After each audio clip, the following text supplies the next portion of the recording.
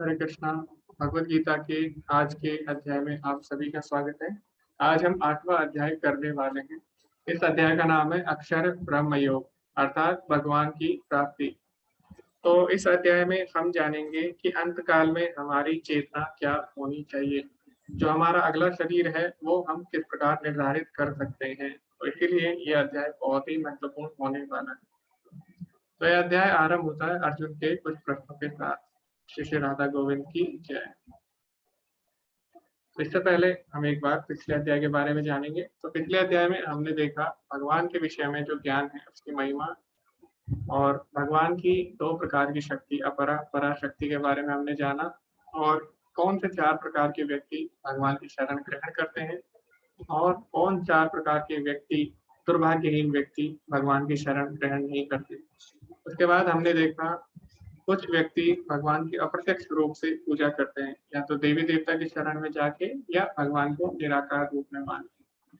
तो ये हमने पिछले अध्याय में देखा। अभी यह अध्याय अर्जुन के कुछ प्रश्नों के साथ आरंभ होता है। अर्जुन उवाच किं तत् ब्रह्म किं मध्यात्मं किं कर्म पुरुषोत्तम अधिभूतं च किं प्रोक्तम अधिदेवं किम उच्यते।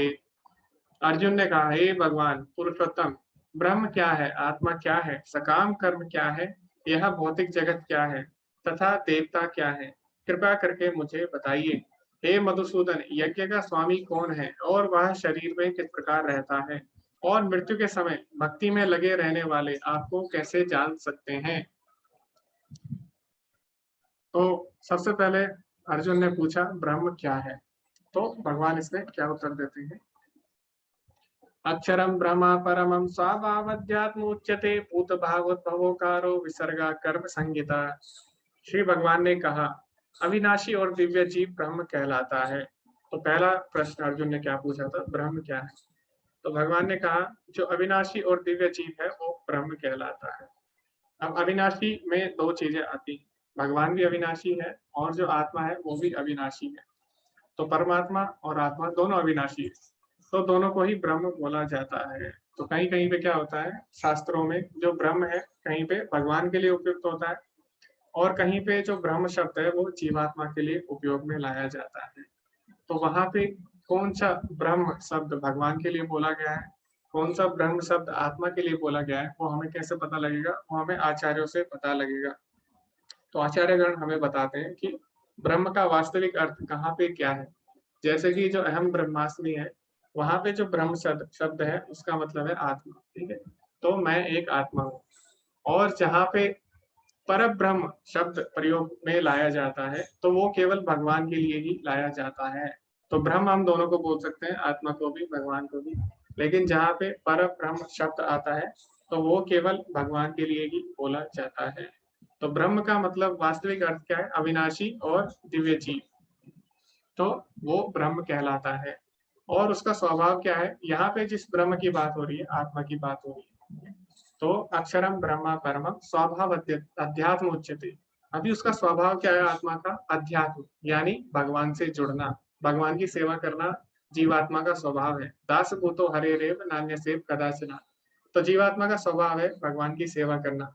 लेकिन जब वो भौतिक प्रकृति के संपर्क में आती है तो वो भौतिक प्रकृति की सेवा करने लग जाती है, यानी भगवान की सेवा छोड़कर वो क्या करती है कि माया का दास बन जाती है। तो किसी ना किसी की सेवा हमें करनी होती है, वो हमारे स्वभाव में ही है। आप देख सकते हैं हर कोई कुछ ना कुछ सेवा करता है।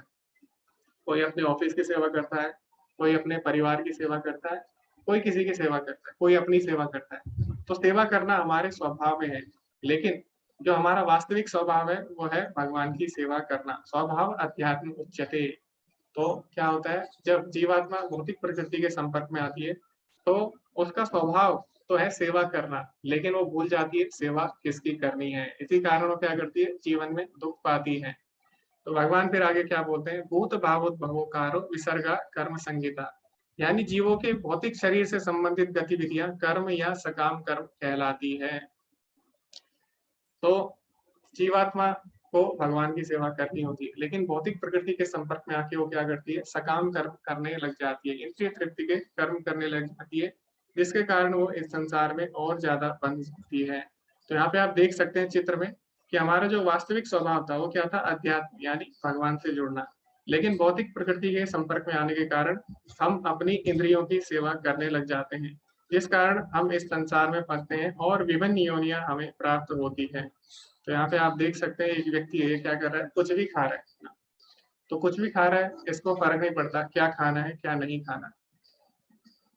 तो अभी ये क्या होगा, इसको अगला जो शरीर मिलेगा वो किसका मिलेगा, शुकर का शरीर मिलेगा, क्योंकि शुकर क्या करता है, वो कुछ भी खाता है।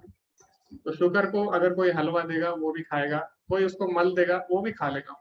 तो उसे पता नहीं है क्या खाना है क्या नहीं खाना।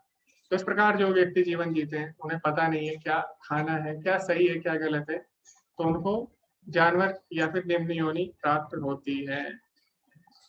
तो इस प्रकार व्यक्ति सकाम कर्मों के कारण इस संसार में फंस जाता है। तो यहाँ पे अर्जुन ने कुछ प्रश्न प्रारंभ में पूछे थे, उनके एक बार हम संक्षेप में उत्तर देखेंगे। तो सबसे पहले अर्जुन ने बोला ब्रह्म क्या है, तो इसकी हमने चर्चा की कि अविनाशी या जीवित इकाई ब्रह्म कहलाती है और उसका स्वभाव क्या है, आध्यात्म। ठीक है, उसकी प्रकृति क्या है, अध्यात्म यानी भगवान से जुड़ना। लेकिन वो क्या करती है, सकाम कर्म के कारण वो संसार से बंध जाती है। क्यों? क्योंकि सकाम कर्म उसको शरीर की तरफ ले जाते हैं। तो जो आध्यात्मिक गतिविधियां हैं वो हमें आत्मा की तरफ ले जाती है, यानी हम ये जान पाते हैं कि हम शरीर नहीं आत्मा है। और जो भौतिक कर्म होते हैं यानी इंद्रिय तृप्ति के कर्म होते हैं वो हमें शरीर की तरफ ले जाते हैं। उसके बाद अर्जुन ने बोला अधिभूत क्या है, तो भगवान बोलते हैं ये जो भौतिक प्रकृति है इसको अधिभूत कहा जाता है। आदिदेव क्या है, आदिदेव विराट प्रकृति है जिसमें सारे देवी देवता शामिल है। आदि यज्ञ यानी यज्ञ का स्वामी कौन है, परमात्मा। परमात्मा कहाँ रहता है, परमात्मा सभी के हृदयों में रहता है। सर्वस्व चाहम हृदय सन्निविष्टो। मृत्यु के समय भगवान को कैसे याद किया जाए, तो अभी मृत्यु के समय भगवान को कैसे याद किया जाए, क्यों याद किया जाए, उसी के ऊपर ये पूरा अध्याय आधारित है। तो वो हम आगे जानेंगे। तो भगवान क्या बताते हैं अभी अंतकाल के बारे में। अभी जो पूरा अध्याय है अंतकाल के विषय में है। तो भगवान बोलते हैं अंतकाले च मामेव स्मरण मुक्त्वा कलेवरम यह प्रयाति समद्भावम याति नास्त्यत्र संशया। और जीवन के अंत में जो केवल मेरा स्मरण करते हुए शरीर का त्याग करता है वह तुरंत मेरे स्वभाव को प्राप्त करता है, इसमें रंच मात्र भी संदेह नहीं है। तो जो जीवात्मा है वो क्या है, ब्रह्म है, यानी वो भी दिव्य है। लेकिन हमने देखा जब वो भौतिक प्रकृति के संपर्क में आती है तो वो अपने आप को भी शरीर मानने लग जाती है और इस प्रकार वो भौतिक प्रकृति में ही रह जाती है। लेकिन भगवान बोलते हैं इस भौतिक प्रकृति से हम ऊपर उठ सकते हैं, यानी आध्यात्मिक जगत में या फिर अध्यात्म को हम प्राप्त कर सकते हैं। कैसे? अगर हम अंत काल में भगवान का स्मरण कर ले तो जो जन्म मृत्यु का चक्कर है इससे हम बाहर निकल सकते हैं, भगवत प्राप्ति हम कर सकते हैं।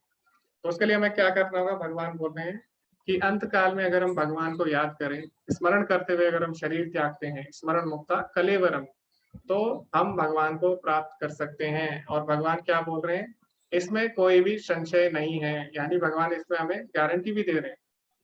तो अभी मेरा आप सभी से प्रश्न है, तो हर बार हम ये चर्चा करते हैं, अभी भी करेंगे, कि यहाँ पे भगवान ने बोला कि अंत काल में जो भगवान का स्मरण करेगा वो जन्म मृत्यु के चक्र से ऊपर उठ के भगवान को प्राप्त कर सकता है।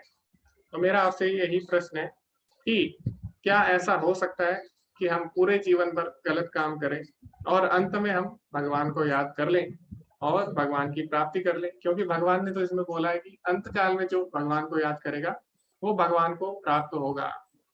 तो भगवान ने यहाँ पे ये नहीं बोला कि जो पूरे जीवन भगवान को याद करेगा ना, तो फिर हम क्यों अभी भक्ति करें, क्यों ना हम अंत काल में भक्ति करें। जैसे आपने सुना होगा कई लोग बोलते हैं कि भक्ति को बुढ़ापे का काम है, तो क्यों ना हम बुढ़ापे में भक्ति करें, अंत काल में भक्ति करें और भगवान को प्राप्त कर लें। पूरे जीवन हम मजे कर सकते हैं, भोग कर सकते हैं। क्या ऐसा हो सकता है? ओके, तो अभी हम चर्चा करेंगे इस प्रश्न के ऊपर। हरे कृष्णा विश्वनाथ प्रभु जी। हरे कृष्णा गुरु जी। ये भौतिक जीवन में बिना अभ्यास किए कोई चीज नहीं हो सकता। स्विमिंग करने वाला दिन पूरी जीवन स्विमिंग करता है तब कंपटीशन जीतता है। मैंने मामूली सा काम करने के लिए अभ्यास करना, ये तो भगवान को प्राप्त करने वाला चीज है। जब जीवन भर अभ्यास करेगा तो जाके अगर याद आ जाए लास्ट में, वो भी बहुत बात है। और लास्ट में याद करके कैसे कोई प्राप्त कर सकता है। जी जी प्रभु जी, बहुत ही सुंदर प्रभु जी समझाते हैं उदाहरण के साथ।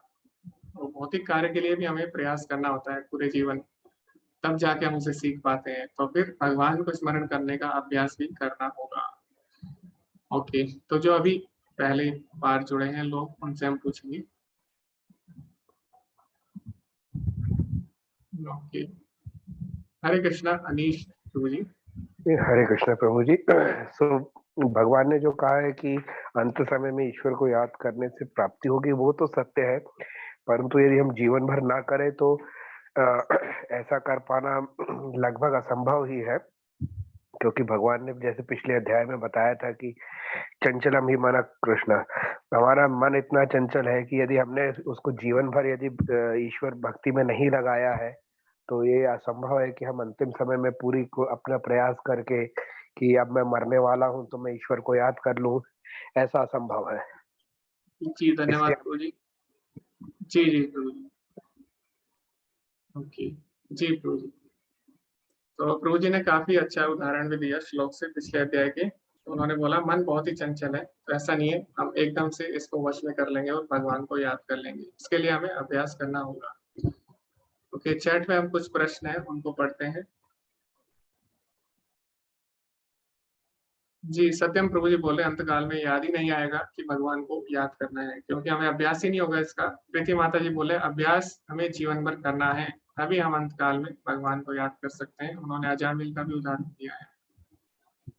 ओके, सत्यम प्रभु जी बोले जैसे परीक्षा के लिए हम शुरू से तैयारी करते हैं, वैसी पूनम माता जी बोल रही है कि मनुष्य का स्वभाव है कि उसने पूरी मेहनत भौतिक चीजों को सोचने में की है, तो अंतकाल में भौतिक चीजें ही याद आएंगी। जी, तो अभी हम जानेंगे जिन्होंने हैंड रेस किया है उनसे। हरे कृष्णा सुधीर प्रभु जी। जी हरे कृष्णा, आप अनम्यूट करिए सुधीर प्रभु जी। हाँ, अब जी हो गया गुरु जी। जी। पहले तो आपको प्रणाम गुरु जी। और ये मतलब ये जो है, जैसे पहले हमारे कई प्रभु लोगों ने बताया कि जब तक हम लोग अभ्यास नहीं करेंगे तो आखिरी टाइम पे हम नहीं याद कर सकते, ना बोल पाएंगे उनको, मतलब प्रभु जी को, अपने भगवान को। तो हमारी जो इंद्रियां हैं, जीभ है, आंख है, नाक है, कान है, तो वो मतलब क्षीण हो जाती हैं। तो मतलब हमारे हृदय में वात, कफ और ये सब भर जाता है। तो हम यदि पहले से अभ्यास नहीं करेंगे तो हम कहीं नहीं पाएंगे, ईश्वर को याद ही नहीं कर पाएंगे। तो अभ्यास ही पहले बहुत जरूरी है। जैसे हमारे एक प्रभु ने बताया कि स्विमिंग करना है तो पहले से स्विमिंग का अभ्यास जरूरी है। तो वही यदि ईश्वर को हमें सतत हमेशा याद रखना है, तभी हम आखिरी में उनको याद कर पाएंगे। जी जी धन्यवाद प्रभु जी। तो काफी सुंदर सुंदर सभी ने बिंदु रखे। तो अभी क्योंकि समय हो चुका है, अभी हम आगे भी चर्चा करते रहेंगे और भी प्रश्नों पे। तो हम अंतकाल में भगवान को याद करके भगवान को प्राप्त कर सकते हैं। तो क्या होता है, मृत्यु एक परीक्षा की तरह है। तो ये परीक्षा ऐसी है जो सबके साथ होनी है, कोई भी इससे नहीं बच सकता, ये परीक्षा सबको देनी होती है। और बाकी परीक्षा और इस परीक्षा में क्या अंतर है? बाकी परीक्षा में आपको पता होता है परीक्षा कब होगी, कहाँ होगी, कैसे होगी। लेकिन मृत्यु एक ऐसी परीक्षा है आपको नहीं पता, ये कभी भी हो सकती है, कहीं भी हो सकती है, तो इसके बारे में हमें नहीं पता। तो ऐसी परीक्षा जो कभी भी होनी है, कहीं भी होनी है, तो एक साधारण परीक्षा भी होती है, उसके लिए हम क्या करते हैं, पूरे जीवन हम तैयारी करते हैं। बचपन से ही हम क्या करते हैं, ABCD हम सीखते हैं ताकि आगे जाके हम बड़ी बड़ी परीक्षा दे सकें। तो इसी प्रकार मृत्यु भी है, मृत्यु भी एक परीक्षा है। तो इसकी भी तैयारी हमें क्या करनी चाहिए, बचपन से ही करनी चाहिए, या फिर जब भी हमें पता लगे, जब भी हमें आभास हो, इसका ज्ञान हो, तभी से हमें इसकी तैयारी में लग जाना चाहिए। तो मृत्यु की तैयारी हमें प्रारंभ से ही करनी चाहिए, क्योंकि जो श्रीमद् भागवतम है उसमें जो प्रहलाद महाराज है, वो जब छोटे रहते हैं तो क्या करते हैं, वो सभी जो असुर होते हैं उनके बच्चों को क्या बोलते हैं, कौमार आचरित प्रज्ञा, कौमारात आचरित प्रज्ञा धर्मान भगवान भगवतान इह दुर्लभम मानुष जन्म। तो इस प्रकार प्रहलाद महाराज बोलते हैं कि कौमार आचरित प्रज्ञा, यानी बचपन से ही हमें भगवान की भक्ति में लग जाना चाहिए। और वो बोलते हैं दुर्लभम मानुषम जन्म, जो मनुष्य जीवन है बहुत ही दुर्लभ है, इसीलिए इसका एक एक क्षण कीमती है। जितना जल्दी हो सके हमें क्या करना चाहिए, भक्ति में लग जाना चाहिए। तो मान लीजिए आपके घर में कोई मेहमान आता है, तो आप क्या करेंगे, आपके पास दो ऑप्शन है, दो विकल्प है। या तो आप उसको बासी खाना दे सकते हैं या फिर आप उसको ताजा खाना दे सकते हैं। तो मेहमान कब प्रसन्न होगा? जब आप उसको ताजा खाना देंगे। तो इसी प्रकार भगवान है, हमें भगवान की सेवा में क्या करना है, अपना स्वस्थ, जब तक हमारा शरीर स्वस्थ है, युवा है और जब तक हम कार्य कर सकते हैं, वो शरीर हमें भगवान को अर्पित करना चाहिए। ऐसा नहीं कि जब ये शरीर कोई काम का नहीं रहा, वो हम भगवान को अर्पित करेंगे, तब हम भगवान की ज्यादा अच्छे से सेवा कर पाएंगे, भगवान को प्रसन्न कर पाएंगे और भगवत प्राप्ति कर पाएंगे। दूसरा, जब हम किसी से पूछते हैं, कई लोग बोलते हैं हमें बुढ़ापे में भक्ति करनी चाहिए। तो सबसे पहली बात हमें समझनी होगी कि बुढ़ापे की परिभाषा क्या है। तो जब आप किसी से पूछते हैं व्हाट इज योर एज, ऐसा आप पूछेंगे किसी से कि आपकी आयु क्या है, वो क्या बोलेगा? बच्चा बोलेगा 3 years old, और कोई युवा होगा वो क्या बोलेगा? 22 years old। तो हर कोई ओल्ड लगा रहा है अपनी आयु के पीछे। तो ऐसा क्यों है? बच्चा भी अपनी आयु के पीछे ओल्ड लगा रहा है, 3 years old। जो बड़ा है वो भी ओल्ड लगा रहा है, क्योंकि ओल्ड का मतलब क्या होता है? मृत्यु के जो निकट है, यानी हर कोई मृत्यु के निकट है। तो चाहे बच्चा हो, बूढ़ा हो, हर कोई मृत्यु के निकट है। इसीलिए बुढ़ापे की ऐसी परिभाषा नहीं है कि 70 साल से ऊपर है उसी को बूढ़ा बोला जाता है। बूढ़ा मतलब जो मृत्यु के निकट है, तो वो कोई भी हो सकता है। तो इसीलिए हमें क्या करना चाहिए? हमेशा मृत्यु के लिए तैयार रहना चाहिए। ठीक है, तो ये हमें समझना होगा। तो इसकी तैयारी हमें प्रारंभ से ही करनी चाहिए। तो अभी जो युधिष्ठिर महाराज होते हैं, तो जो महाभारत होती है उसमें क्या होता है कि एक व्याख्यान आता है, उसमें जो यक्ष होते हैं वो युधिष्ठिर महाराज से कुछ प्रश्न करते हैं। तो उसमें से एक जो मुख्य प्रश्न था वो ये था कि दुनिया में सबसे बड़ी आश्चर्य की चीज क्या है? तो युधिष्ठिर महाराज से वो पूछते हैं। जो युधिष्ठिर महाराज थे बहुत ही बुद्धिमान थे और वो धर्म के ज्ञाता भी थे। तो उनसे यक्ष ज्ञान लेने के लिए उनसे अलग अलग प्रश्न पूछते हैं। तो यक्ष ने पूछा सबसे बड़ी आश्चर्य की चीज दुनिया में क्या है? तो युधिष्ठिर महाराज ने क्या उत्तर दिया? अहन्यानि भूतानि गच्छन्ति यमलायम शेषा स्थावरमिच्छन्ति किमाश्चर्यं मता परमा। सैकड़ों और हजारों जीव हर पल मृत्यु के निकट जा रहे हैं, लेकिन फिर भी एक मूर्खतापूर्ण जीवन जीने वाला खुद को मृत्युहीन समझता है और मृत्यु के लिए तैयार नहीं होता। यह इस दुनिया का सबसे बड़ा आश्चर्य है। तो युधिष्ठिर महाराज बोलते हैं दुनिया में सबसे बड़ा आश्चर्य ये है कि हम सभी देख रहे हैं हमारे आसपास मृत्यु हो रही है, यानी जो हमारे पूर्वज थे, हमारे दादा दादी थे या जो परदादा थे, उनकी मृत्यु हो चुकी है। हमारे जो सगे संबंधी है उनमें भी मृत्यु हो रही है, लेकिन हम क्या कर रहे हैं? इस सब से परे हट रहे हैं, इस पे हम ध्यान नहीं देते, हम इसकी तैयारी नहीं कर रहे हैं। तो सामने सामने देखते हुए भी कि किस प्रकार सबकी मृत्यु हो रही है, हम क्या कर रहे हैं? हम ऐसे जीवन जी रहे हैं जैसे कि हम हमेशा यहाँ पर रहने वाले हों। इस प्रकार हम तैयारी कर रहे हैं जैसे कि हम हमेशा यहाँ पर रहने वाले हो। इस प्रकार हम भोग में लगे हुए हैं या भोग के साधन इकट्ठा कर रहे हैं जैसे कि हम हमेशा जीने वाले हों। तो हमें क्या करना चाहिए? हमें समझना चाहिए और हमारे आसपास से भी देख के हमें सीखना चाहिए, लेकिन लोग ये नहीं कर रहे हैं। तो युधिष्ठिर महाराज बोल रहे हैं यही जीवन में सबसे बड़े आश्चर्य की बात है कि हम सभी देख रहे हैं कि मृत्यु हो रही है, लेकिन हम उसकी तैयारी नहीं कर रहे हैं। तो जीवन में ये सबसे बड़ा आश्चर्य है। तो आगे एक कहानी आती है भरत महाराज की। तो अभी प्रश्न आता है कि भगवान को जब हम याद करेंगे तो हम भगवत प्राप्ति कर सकते हैं, लेकिन हमारा अगला शरीर किस प्रकार निर्धारित होता है, वो कैसे होता है, उसके लिए एक छोटी सी कहानी है और उसके बाद एक श्लोक है जिससे हमें पता लग सकता है कि हमारा जो अगला शरीर है वो किस प्रकार का होगा। ठीक है, तो उसके लिए हम छोटी सी पहले कहानी पढ़ेंगे।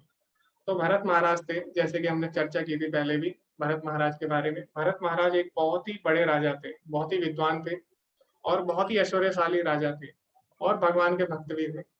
अभी उनके मन में क्या आता है? वो सोचते हैं कि मुझे सब चीज छोड़कर एकांत में जाना चाहिए और भगवान की भक्ति करनी चाहिए। तो उन्होंने निर्णय लिया और उन्होंने अपना सारा राजपाट त्याग दिया। तो भरत महाराज ने अपना सारा राजपाट त्याग दिया और ये कोई साधारण बात नहीं थी, इतना वैराग्य उनके मन में था। यानी कहीं ना कहीं वो बहुत बड़े भक्त थे, क्योंकि इतना वैराग्य किसी के मन में आना कोई साधारण बात नहीं है। तो इतने बड़े भक्त थे, उन्होंने सारा राजपाट त्याग के उन्होंने सोचा मैं एकांत में भक्ति करूंगा। तो क्या करते हैं? अभी वन में चले जाते हैं। लेकिन हमने क्या पढ़ा था? हमने तीसरे अध्याय में पढ़ा था कि ये जो विधि है सब चीजें त्याग करके क्या करना, एकांत में जाके भगवान की भक्ति करना, ये सही विधि नहीं है। क्यों? क्योंकि इसमें हम कृत्रिम तरीके से अपनी इंद्रियों को वश में करना चाह रहे हैं। हम क्या करते हैं, ऐसी जगह चले जाते हैं जहाँ पे कोई भी इंद्रिय सुख नहीं है। लेकिन जब तक हमारा हृदय शुद्ध नहीं होता, तब तक हम संन्यास की विधि को नहीं अपना सकते। तो अभी भरत महाराज क्या करते हैं, इन्होंने सारी चीजें त्यागी, लेकिन अभी भी क्या था, इनका हृदय शुद्ध नहीं हुआ था। तो एक बार स्नान करने जा रहे थे नदी में, तो तभी क्या होता है, एक हिरनी होती है, उसका बच्चा होने वाला होता है, और उसके पीछे एक शेर भाग रहा होता है। तो आपने देखा होगा जंगल में हिरन के पीछे शेर भागते हैं उसको खाने के लिए। अभी जो हिरनी है वो क्या करती है, नदी को पार करने के लिए जोर से छलांग लगाती है, जिस कारण उसका बच्चा हो जाता है, और उसका बच्चा पानी में गिर जाता है नदी में, और वो बहने लग जाता है, और हिरनी को शेर मार देता है। अभी जो बच्चा होता है वो बहते बहते कहाँ जाता है, भरत महाराज के पास। भरत महाराज स्नान कर रहे होते हैं। अभी हमें पता है जो हिरन हिरन होता है या हिरनी होती है वो बहुत ही ज्यादा सुंदर होती है, और साथ ही साथ हमें ये भी पता है जो बच्चे होते हैं वो भी बहुत ज्यादा सुंदर होते हैं। और ये जो बच्चा था ये हिरनी का बच्चा था, यानी ये और भी ज्यादा सुंदर था। एक तो बच्चा था, ऊपर से हिरनी का बच्चा था, तो इसलिए बहुत ही ज्यादा आकर्षक था। तो भरत महाराज उससे आकर्षित हो जाते हैं, उसको अपने साथ ले आते हैं। अभी यहाँ तक ठीक है, उन्होंने उसकी सहायता की, उसको पाल पोस के बड़ा करते हैं। लेकिन अभी उनकी आसक्ति हिरन से हो जाती है, और वो भूल जाते हैं कि उनका उद्देश्य क्या था, भगवान की भक्ति करना। और वो क्या करते हैं, हिरन से आसक्ति के कारण हमेशा हिरन का चिंतन करने लगते हैं, हिरन के साथ खाते हैं, हिरन के साथ ही सोते हैं, हमेशा हिरन के साथ ही रहते हैं। लेकिन हमें पता है हिरन क्या है, हिरन एक कमरे में या एक कुटिया में रहने के लिए नहीं बना, हिरन बना है जंगल में विचरण करने के लिए। तो जब हिरन का बच्चा बड़ा होता है थोड़ा, वो क्या करता है, एक दिन रात को वो निकल जाता है, वो कुटिया से बाहर चले जाता है। अब क्योंकि जो भरत महाराज थे वो हिरन से बहुत ज्यादा आसक्त थे, आप यहाँ पे देख सकते हैं दूसरे चित्र में। एक हाथ से वो क्या कर रहे हैं, यज्ञ कर रहे हैं, और दूसरी तरफ उनका ध्यान हिरन की तरफ है। तो हिरन से इतनी ज्यादा आसक्त थे कि रात को उनकी नींद खुलती है और वो देखते हैं हिरन का बच्चा यहाँ पे नहीं है, बहुत ज्यादा व्याकुल हो जाते हैं और उसे ढूंढने के लिए तुरंत बाहर चले जाते हैं आधी रात को। तो जब वो बाहर जाते हैं हिरन के बच्चे को ढूंढने के लिए, तो इस प्रकार अंधेरे में वो क्या करते हैं, इधर उधर भटकते हैं, और तभी क्या होता है, उनका पैर फिसल जाता है एक पहाड़ी से और वो नीचे गिर जाते हैं। अभी क्या है, उनका अंतकाल का समय आ गया और बहुत ही ज्यादा गंभीर अवस्था में वो थे, उनके प्राण जाने वाले थे। लेकिन अभी क्या था, अभी मन ही मन में हिरण का स्मरण चल रहा था, अभी भगवान का स्मरण नहीं है। हिरण से आसक्ति होगी और मन में क्या हो रहा है, हिरण का स्मरण चल रहा है। तो अभी जो भरत महाराज है उन्हें अगला शरीर किसका प्राप्त होता है, हिरण का शरीर प्राप्त होता है।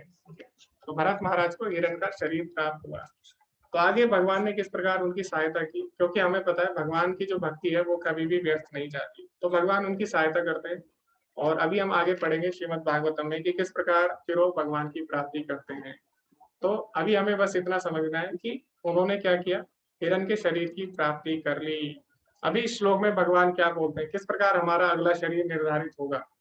तो भगवान बताते हैं, यम यम वापि स्मरण भावम त्यजति अन्ते कलेवरम तम तमेवेति कौन्तेय सदा तद्भाव भाविता।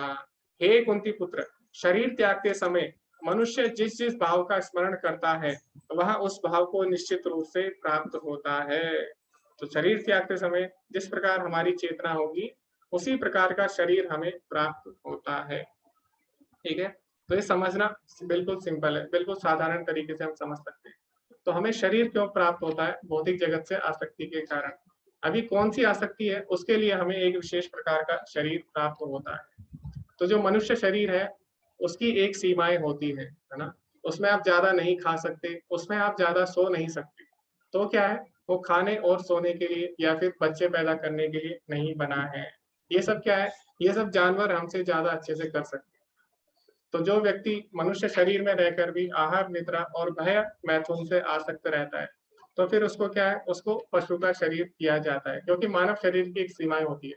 तो मान लीजिए कोई खाने से बहुत ज्यादा आसक्त है, तो क्या होगा, अंतकाल में उसके मन में क्या आएगा, खाने का ही विचार आएगा। तो आपने देखा होगा कई लोग जब शरीर त्यागते हो तो बोलते भी है कि हमें हमारी पसंद की चीज आप दे दीजिए, खाने से बहुत ज्यादा आसक्त हो जाते हैं।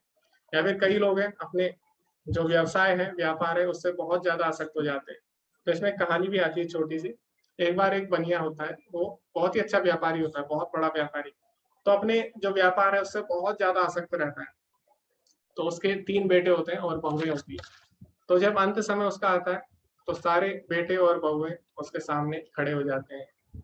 तो बनिया यहाँ पे बहुत ही दुखी हो जाता है। तो जो उसके पुत्र हैं वो उनको डांटता है कि आप सभी लोग यहाँ पे आगे। तो बोलते क्यों? तो वो बोलते पिताजी आपकी जो स्वास्थ्य है वो सही नहीं है और आपके कभी भी प्राण जा सकते हैं। तो बोलते हैं वो तो ठीक है बात, लेकिन तुम लोग यहाँ पे क्यों हो? दुकान में कौन है? दुकान में कोई क्यों नहीं है? तो हम देखते हैं इस प्रकार उसके प्राण जाने वाले, लेकिन अभी भी वो क्या सोच रहा है? दुकान के बारे में सोच रहा है। तो इस प्रकार क्या होता है, जीवन भर हम जिस चीज से आसक्त होते हैं, अंत काल में वही चेतना हमारी होती है और फिर क्या होता है, अगला शरीर उसी प्रकार हमें प्राप्त होता है। तो जिस चीज से हम आसक्त होंगे उसी प्रकार का हमें शरीर दिया जाएगा। तो कई लोग होते हैं सोने से बहुत ज्यादा आसक्त होते हैं, लेकिन मनुष्य शरीर में क्या है, सोने की भी एक सीमा है, आप ज्यादा देर नहीं सो सकते। तो ऐसे व्यक्तियों को क्या होगा, ऐसे जानवर का शरीर मिलेगा जो ज्यादा सो सकता है। जैसे भालू है, ध्रुवीय भालू, वो 6-6 महीने सो सकता है। तो अगला शरीर हम खुद अपना बनाते हैं। तो 2 चीजें निर्भर करती है हमारे अगले शरीर बनाने में, पहली हमारी इच्छा और दूसरा हमारे कर्म। तो कर्म और इच्छा के अनुसार हमें शरीर मिलता है। जैसे कि कपड़ा है, तो अगर आपको कोई कपड़ा लेना है तो 2 चीजों पर निर्भर करता है। कौन सा? पहली आपकी इच्छा, हो सकता है आपके पास ज्यादा पैसे हो लेकिन आपको सस्ता कपड़ा चाहिए, तो क्या होगा, आपकी इच्छा है सस्ता कपड़ा लेने की, तो आपको सस्ता कपड़ा प्राप्त होगा। और दूसरा क्या है, हो सकता है आपकी आपकी इच्छा ना हो, है ना, तो आपकी इच्छा हो कोई अच्छा कपड़ा लेने की, लेकिन आपके पास पैसे कम है, तो क्या होगा, आपको फिर खराब कपड़ा ही लेना पड़ेगा, सस्ता कपड़ा ही लेना पड़ेगा। तो कपड़ा लेना क्या करता है, हमारी इच्छा पे और हमारे पैसों पे निर्भर करेगा। इसी प्रकार ये शरीर क्या है, कपड़े की तरह है। तो ये शरीर हमें कैसे प्राप्त होता है, हमारी इच्छा के अनुसार और हमारे कर्म के अनुसार हमें अगला शरीर प्राप्त होता है। ठीक है, इस प्रकार हम अपना अगला शरीर बनाते हैं। तो आगे भगवान क्या बोलते हैं, अतएव हे अर्जुन, तुम्हें सदैव कृष्ण रूप में मेरा चिंतन करना चाहिए, साथ ही युद्ध करने के कर्तव्य को भी पूरा करना चाहिए। अपने कर्मों को मुझे समर्पित करके तथा अपने मन एवं बुद्धि को मुझ में स्थिर करके तुम निश्चित रूप से मुझे प्राप्त कर सकोगे। तो भगवान बोलते हैं जो जो हमारी चेतना होगी अंत समय में, उस प्रकार का हमें शरीर प्राप्त होगा। लेकिन हे अर्जुन, तुम क्या करो, हमेशा मेरा स्मरण करते रहो ताकि तुम मुझे प्राप्त कर सको। तुम जो भी कार्य कर रहे हो उसमें क्या करो, भगवान को स्मरण करते हुए करो।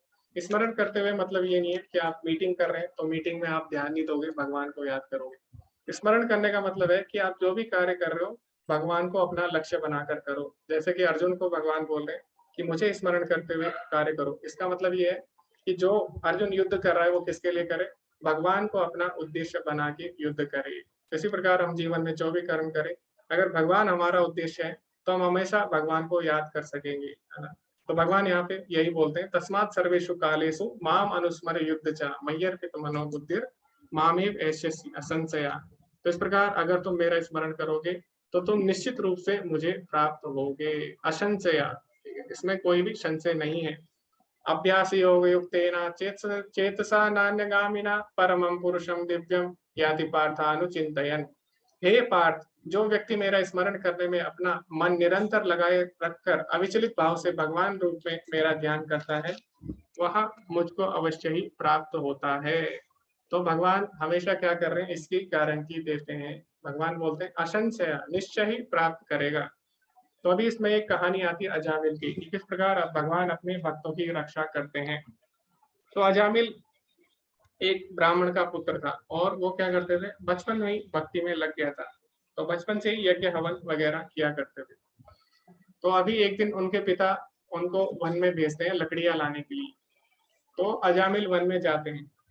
अभी ये क्या करते हैं, वन में जब ये लकड़ी लेने जा रहे थे तो अभी वहां पर ये एक स्त्री और पुरुष को देखते हैं आलिंगन करते हुए।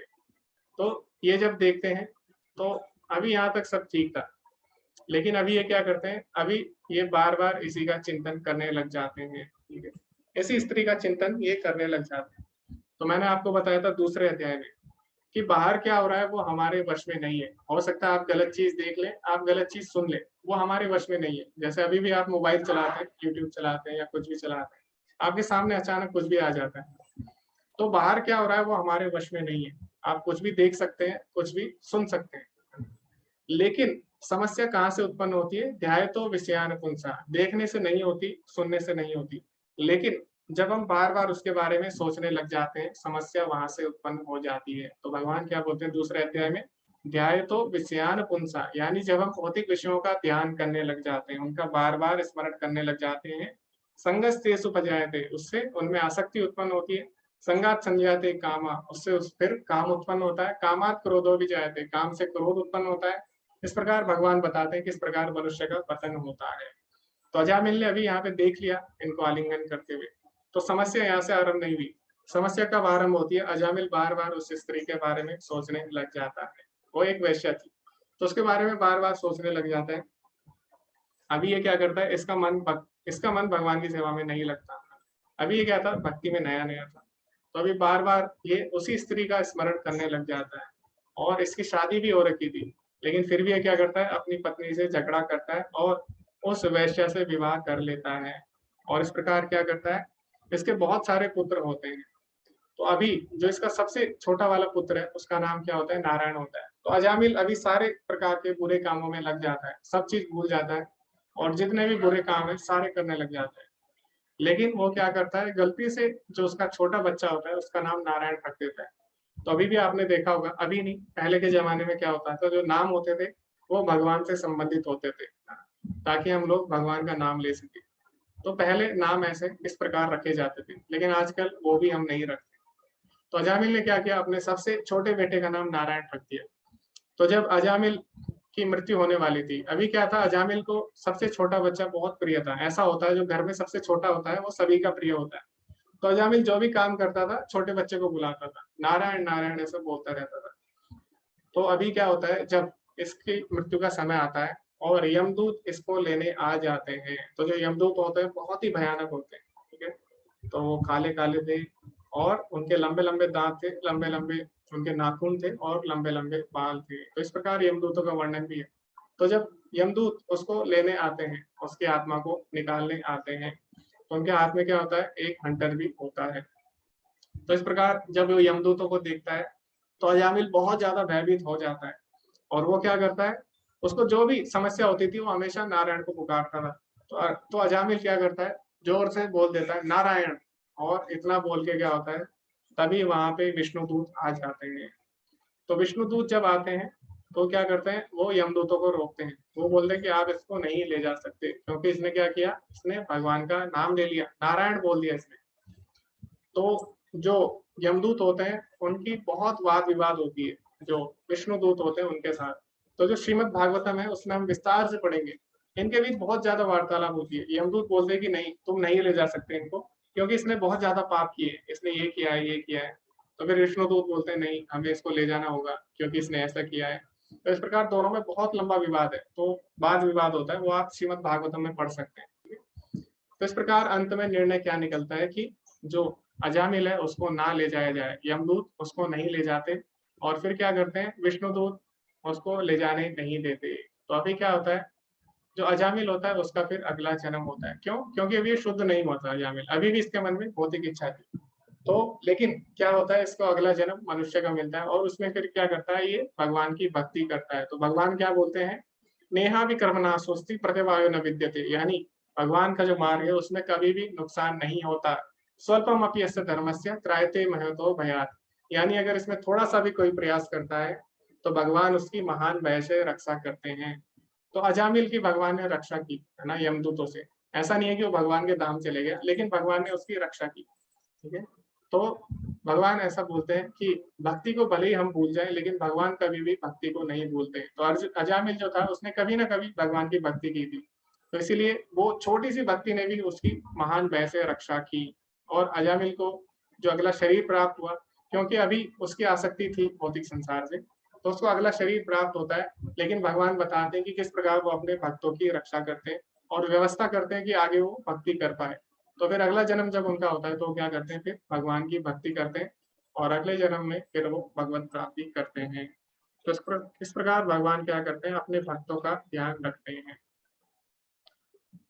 तो इस प्रकार हम देखते हैं अगले जन्म में वो भगवान की भक्ति करते हैं और फिर भगवत धाम को प्राप्त होते हैं। तो इसीलिए भगवान बोलते हैं मनुष्य को चाहिए कि परम पुरुष का ध्यान सर्वज्ञ, पुरातन, नियंता, लघुतम से भी लघुतर, प्रत्येक के पालन करता, समस्त भौतिक बुद्धि से परे, अचिंत्य तथा नित्य पुरुष के रूप में करे। वह सूर्य की भांति तेजवान है और इस प्रकृति से परे भौतिक दिव्य रूप है। तो इस प्रकार हम देखते हैं सभी जो देवी देवता है वो भी क्या कर रहे हैं, हमेशा भगवान का ही चिंतन कर रहे हैं।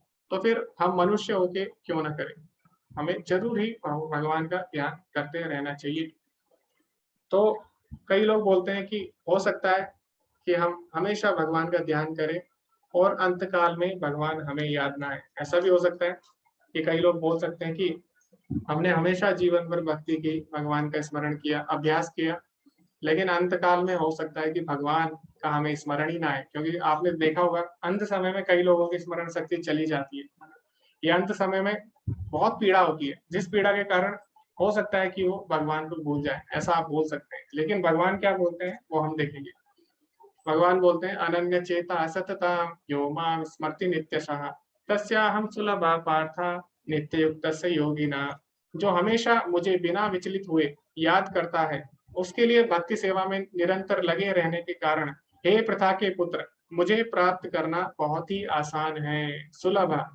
तो भगवान बोलते हैं तस्य हम सुलभा, यानी जो भगवान को क्या करता है, अनन्य चेता सतताम, यानी जो अनन्य भाव से भगवान का हमेशा स्मरण करता है। तो भगवान यहाँ पे क्या बोल रहे हैं, उसके लिए मुझे याद कर पाना बहुत ही सुलभ होता है। क्यों? क्योंकि भगवान स्वयं उसके सामने खड़े हो जाते हैं अंत समय में। तो इस प्रकार भगवान इस अभी हमें क्या करना है, बस केवल भगवान की भक्ति करनी है, भगवान को याद करने का अभ्यास करना होगा। अंत समय में भगवान स्वयं हमारे सामने आएंगे। अगर किसी कारण आपको याद ना आया तो भगवान स्वयं आपके सामने उपस्थित हो जाएंगे, जिससे आप भगवान को याद कर सको। तो हमें क्या करना है, केवल भक्ति करनी है। हमें याद आने की गारंटी यहाँ पे भगवान लेते हैं, ठीक है। भगवान स्वयं ऐसी व्यवस्था करेंगे कि आप भगवान को याद कर सको। तो अभी कोई बोलता है कि हम कृष्ण कॉन्शियसनेस क्या है, यानी कृष्ण भावनामृत क्या है। तो कृष्ण भावनामृत क्या है? कृष्ण भावनामृत अभ्यास है भगवान को याद करने का, ठीक है। तो जब हम चैंटिंग करते हैं, जब हम जप कर रहे हैं भगवान के नाम का, तो क्यों कर रहे हैं हम? ताकि हम भगवान को याद कर सके। तो जब हम जप करते हैं भगवान का, तो कई बार हमारा मन विचलित हो जाता है, हम ध्यानपूर्वक जप नहीं कर पाते प्रारंभ में, है ना। तो ऐसा क्यों हो रहा है? क्योंकि अभी भी हमारा मन भौतिक चीजों से आ सकते हैं। तो हम क्या करेंगे, जब जप करेंगे तो हम भगवान को याद करने का अभ्यास कर रहे हैं। तो इस समय इससे क्या होगा, जब अंत समय हमारा आएगा तो हमें भगवान को याद करने का अभ्यास हो चुका होगा और हम भगवान को आसानी से याद करेंगे। तो कृष्ण भावनामृत यही है कि भगवान को याद करने का अभ्यास करना, ठीक है। तो हम भगवान को भोग लगा रहे हैं, भगवान की सेवा कर रहे हैं, क्यों कर रहे हैं? हम भक्ति क्यों कर रहे हैं? ताकि हम भगवान को याद करने का अभ्यास कर सके, है ना। अनन्य चेता सतताम यो मां स्मृति नित्य सदा, ठीक है। तो भक्ति में हम भगवान को याद करने का अभ्यास करते हैं। जैसे मान लीजिए आप बाजार जा रहे हैं और कई भक्त होते हैं वो भगवान को भोग लगाते हैं, तो अभी क्या होगा, बाजार में वो क्या करेगा, फल देखेगा। तो फल देख के उसे क्या याद आएगा कि आज मैं भगवान के लिए कौन से फल लगाऊं, कल मैंने ये फल चढ़ाए थे तो आज मैं ये फल चढ़ाऊंगा। या फिर कोई सब्जी देखेगा तो उसे क्या याद आएगा, कल मैंने भगवान के लिए सब्जी बनाई थी, आज मैं भगवान के लिए सब्जी बनाऊंगा। तो इस प्रकार बाजार में भी क्या कर रहा हो, भगवान को याद कर रहा है। तो इस प्रकार भक्ति में जो भी हम गतिविधि कर रहे हैं वो क्यों कर रहे हैं, ताकि हम भगवान को याद कर सके, ठीक है। तो हमें क्या करना है, भगवान को याद करने का अभ्यास करना है। और सिंपल साधारण तरीका क्या है उसका, भगवान के नाम का जप करना। तो इससे हम आराम कर सकते हैं, ठीक है। इसीलिए आप लोग क्या करें, आप लोग एक माला हरे कृष्ण महामंत्र का जप जरूर करें। इससे आपको पता लग जाएगा कि आपको कितना अभ्यास हो चुका है। तो आप देखना कितनी बार आपका मन भटकता है, इससे आपको पता लग जाएगा कि आपको कितना अभ्यास है। तो जब आपको यह अभ्यास हो जाएगा तो आप अंतकाल में भगवान को याद कर सकते हैं। लेकिन जब आप अभ्यास नहीं करेंगे, इस परीक्षा की तैयारी नहीं करेंगे, तो हम इसमें असफल हो सकते हैं। अभी हमने देखा भगवान को प्राप्त करने का लाभ, भगवान को किस प्रकार प्राप्त करें, क्यों प्राप्त करें, ये अभी हम जानेंगे। तो किस प्रकार भगवान को हम प्राप्त कर सकते हैं, ये अभी हमने जाना। भगवान को याद करके, भगवान का स्मरण करके। वो कैसे होगा, जब हम भगवान की भक्ति करेंगे। लेकिन उसके बाद क्या होगा, मान लीजिए हमने भगवान को याद करके अपना शरीर त्याग दिया, लेकिन आगे क्या होता है वो भगवान बताएंगे। तो भगवान इसमें बताते हैं, मामुपेत्या पुनर्जन्म दुःखालयम अशाश्वतम नाप्नुवन्ति महात्मना शमसिद्धिं परमां गता। मुझे प्राप्त करके महापुरुष जो भक्ति योगी है कभी भी दुखों से पूर्ण इस अनित्य जगत में नहीं लौटते, क्योंकि उन्हें परम सिद्धि प्राप्त हो चुकी होती है। तो भगवान यहाँ पे क्या बताते हैं इस जगत को, दुखालयम अशाश्वतम, यानी ये जगत क्या है, दुखों का घर है ना। तो हम क्या कर रहे हैं, अभी हम मोबाइल चलाते हैं, ठीक है, हम सभी मोबाइल चलाते हैं, हमें इसके बारे में नहीं पता इसमें क्या क्या है। तो अभी भी बहुत सारी नई नई चीजें हमें पता लग जाती है, तो हमें इस मोबाइल के बारे में बिल्कुल भी नहीं पता। तो इसके बारे में किसे पता होगा, मोबाइल के बारे में, जिसने मोबाइल को बनाया उसको सब चीज पता होगी, क्योंकि उसने मोबाइल को बनाया है। इसी प्रकार ये जो जगत है, जो संसार है, इसके बारे में हम बहुत चीजें नहीं जानते, तो हमें क्या लगता है ये जो संसार है ये भोग के लिए बना है, ये हमारे भोग के लिए बना है, इंद्रिय भोग के लिए, क्योंकि हमें इस संसार के बारे में नहीं पता। तो वास्तव में ये संसार किस लिए है, वो भगवान ही बता सकते हैं। क्यों? क्योंकि भगवान ने संसार बनाया है, और हमें जो भी लगे वो सही भी हो सकता है, गलत भी, लेकिन भगवान जो बोलेंगे वो बिल्कुल सही बोलेंगे, क्योंकि उन्होंने इस संसार को बनाया है। तो भगवान क्या बोलते हैं, संसार क्या है, दुखालयम अशाश्वतम, यानी ये संसार दुखों का घर है। तो किसी को लग सकता है ये संसार तो बहुत अच्छा है, लेकिन क्या है, हमें इसकी जानकारी नहीं है। तो भगवान का कहना क्या है, ये संसार वास्तव में दुखों का घर है, ठीक है, दुखालय। तो जैसे हिमालय है, हिमालय में क्या होता है, हिम मिलती है, बर्फ मिलेगी, भोजनालय में भोजन मिलेगा, लेकिन ये संसार भगवान बता रहे हैं दुखों का घर है। तो यहाँ पे क्या होगा, दुख आने ही आने हैं, आप कितना भी प्रयास कर लो आप दुख से नहीं बच सकते। और साथ ही साथ भगवान बोल रहे हैं ये संसार क्या है, अशाश्वतम है।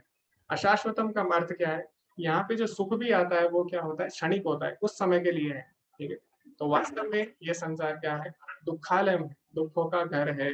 तो भगवान बोल रहे हैं जो मेरी भक्ति करता है, मुझे चिंतन करता है, मुझे प्राप्त करता है अंत समय में, तो इस दुखालय में कभी भी लौट कर नहीं आता। माम उपेत्य पुनर्जन्म दुखालय शाश्वतम, उसका कभी भी इस संसार में पुनर्जन्म नहीं होता।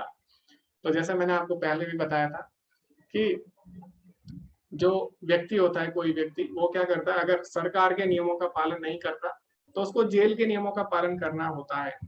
तो उसके पास दोनों ऑप्शन है, या तो सरकार के नियमों का पालन करे या फिर जेल के नियमों का पालन करे। तो इसी प्रकार जो व्यक्ति भगवान की सेवा नहीं करता, भगवान के आदेशों का पालन नहीं करता, वो फिर क्या करता है, इस संसार के नियमों का पालन, यानी माया के नियमों का पालन उसे करना पड़ता है। तो इस प्रकार ये जो संसार है क्या है, दुखालय में, जेल जैसा है, यहाँ पे हमें माया के नियमों का पालन करना होता है। अब कोई व्यक्ति है, अगर वो जेल से आसक्त हो जाए, उसे अगर जेल में सुख मिलने लग जाए, तो वो कभी भी जेल से बाहर नहीं निकल सकता। जेल क्या है, एक शहर का छोटा सा हिस्सा है, वास्तव में शहर बहुत बड़ा है। इसी प्रकार जो आध्यात्मिक जगत है बहुत ही ऐश्वर्यशाली है, वहां पे बहुत ही ऐश्वर्य है, लेकिन हम क्या है, इस छोटे से जेल से आसक्त हो गए, जिसके कारण हम इससे बाहर नहीं आना चाहते। तो क्या है, हमारे लिए सही है नहीं है। क्यों? क्योंकि अगर कैदी जेल से आसक्त हो जाए तो ये क्या होगा, इससे जो वास्तविक आनंद है वो नहीं ले पाएगा। तो इसी प्रकार जब हम भगवान की सेवा नहीं करते तो हम क्या करते हैं, इस संसार की सेवा में जब लग जाते हैं, अपनी इंद्रियों की सेवा में लग जाते हैं, तो हम इस जेल में बंद जाते हैं। लेकिन भगवान की भक्ति के कारण हम क्या कर सकते हैं, इससे मुक्त हो सकते हैं। भगवान यहाँ पे बोले मामुपेत्य पुनर्जन्म दुखालयम अशाश्वतम। अभी भगवान बताते हैं इस संसार में जितने भी लोग हैं, आप ब्रह्म भुवनाथ लोका पुनरावर्तिनो अर्जुना मामुपेत्य तो कौन्तेय पुनर्जन्म न विद्यते। तो यानी ब्रह्मा जी तक जितने भी लोग हैं, आप ब्रह्म भुवनाथ लोका, तो जो ब्रह्मा जी का लोग है सबसे श्रेष्ठ है भौतिक जगत। जो स्वर्ग लोग है उससे भी ऊपर अनेक लोग आते हैं, महर लोग आता है, तप लोग आता है, जन लोग आता है, उससे ऊपर जो है सत्य लोग है, ब्रह्मा जी का लोग है। तो वहां तक भी क्या है, जन्म मृत्यु का चक्र है। इस जगत में सर्वोच्च लोक से लेकर निम्न तक सारे लोग दुखों के घर हैं, जहाँ जन्म तथा मरण का चक्कर लगा रहता है। किंतु हे कुंती पुत्र, मेरे धाम को प्राप्त जो कर लेता है वहां फिर कभी भी जन्म नहीं लेता। तो अगर कोई स्वर्ग में भी चला जाता है तब भी क्या होता है, तब भी वो जन्म मृत्यु के चक्कर से नहीं बच सकता। हाँ, उसकी आयु वहां पे लंबी हो जाएगी, क्योंकि यहाँ पे जो एक साल होता है वो स्वर्ग लोक में एक दिन के बराबर होता है। तो इस प्रकार वहां पे स्वर्ग लोक में जो निवासी होते हैं वो लंबी आयु जीते हैं, ठीक है।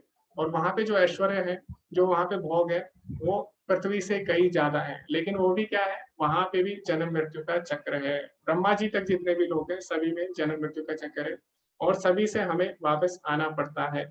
लेकिन भगवान के धाम जाके कोई भी वापस नहीं आता। मामुपेत्य तो कौन्तेय पुनर्जन्म न विद्यते। तो ऐसा क्यों होता है ये हम समझेंगे। तो अभी आपने देखा, जैसे हम लोग हैं, तो हम क्या करते हैं, किसी किराए के मकान में रहते हैं, तो किराए के मकान में हम कब तक रहेंगे, जब तक हम वहां पे पैसे देते हैं। अगर आप पैसे नहीं देंगे तो क्या होगा, आपको वहां से बाहर निकाल दिया जाएगा, ठीक है, वहां से हमें धक्के मारकर निकाल दिया जाएगा, है ना।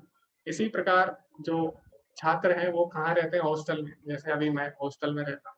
तो यहाँ पे हम कब तक रह सकते हैं, जब तक हम पढ़ाई कर रहे हैं। अगर हम पढ़ाई नहीं करेंगे अच्छे से या हमारी पढ़ाई पूरी हो जाएगी तो हमें यहाँ से भी निकाल दिया जाएगा, यहाँ पे हम ज्यादा दिन नहीं रह सकते।